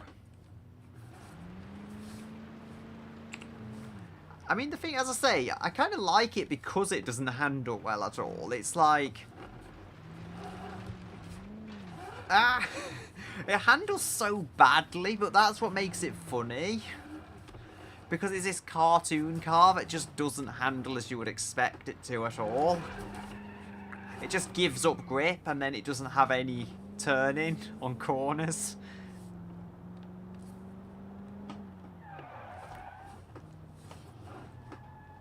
Come on, Peter. Full lock on the steering and it just wasn't turning. I try and correct it and I get that. This thing is dangerous. It feels safe and then it lets go. But it doesn't seem to take damage all that easily. So hey, there's a benefit. I mean, I am really happy with it though, and how it's turned out. I feel like the lights are a bit unfinished looking, unfortunately. I mean, I have a lot of mods. I have like the RLS career, and then I had this mod that installed a whole bunch of extra mods for that, which included Kevin, I believe. And then I added a few mods on top of that. I can't count them, honestly, but I have a lot. A lot of mods. Probably too many, I don't know. Oh, look at how fast Petar is going. And you can rest assured that this thing will not slow down from 120 miles per hour. Can we just, can we get through this gate at full speed? Oh no, there's a wall there, there's a wall there. Peter, the car has crashed. The car has become half of a cube.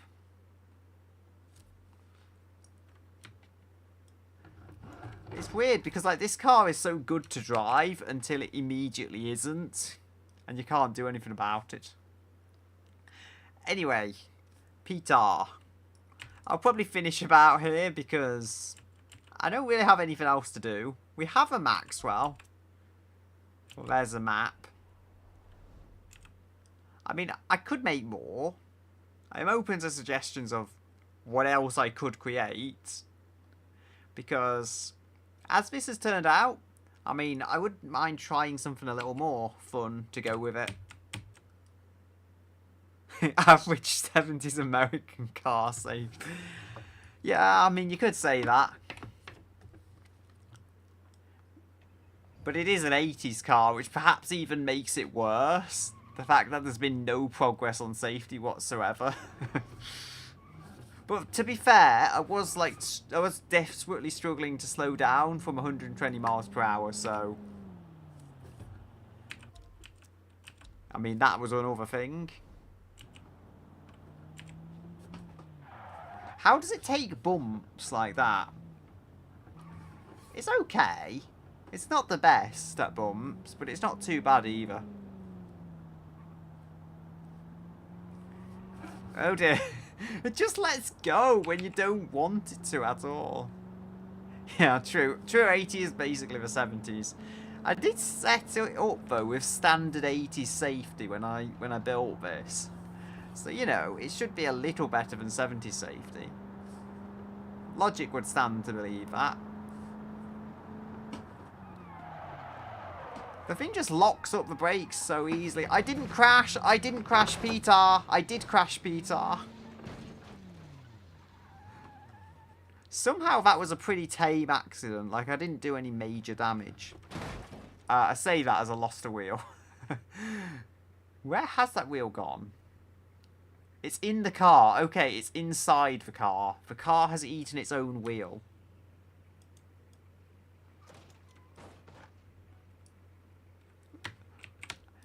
The craziest thing is, though, I feel like this is actually accurate to how you would actually have one of these handle in the show.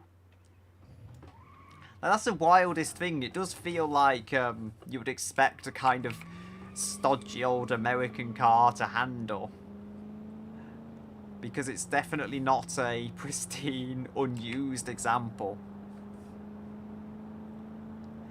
I want to drive it quick. It's just, I guess, tempting fate, because I want to drive this thing at 120 miles per hour, but I know if I drive this thing at 120 miles per hour, I'm not going to be able to stop the thing. And if I try and stop the thing at any rate of speed, it is going straight ahead into whatever wall is in front of me. So, it's not ideal. I remember doing this, driving up here in a not Bolide, in the Scintilla supercar. This is not a supercar. Come on! It doesn't like moving, it doesn't like going, it doesn't like stopping, and it doesn't like cornering. Peter is just not very happy. I have thought of, like, making the car, like the actual evil car from the 70s movie. I thought that would be pretty fun to do. Because that thing is like, its whole thing is that it's evil. So yeah, I think though, like this is definitely an interesting idea. Because I do think I've transferred the cartoon style pretty well to 3D. I mean, there's probably ways I could have done things better. But, you know, in like less than 4 hours, I reckon, I think I've done a pretty good job of it, actually. Like, I could have done so much worse. To have a completed project like this that actually doesn't handle well, but isn't an absolute death trap. I mean, it is a death trap. I'm just trying to be nice to myself. Anyway. Well, that's a way to crash a car. Yeah, anyway, I'll be finishing it up here with that very sudden and unpredictable accident. And I will say goodbye until another day.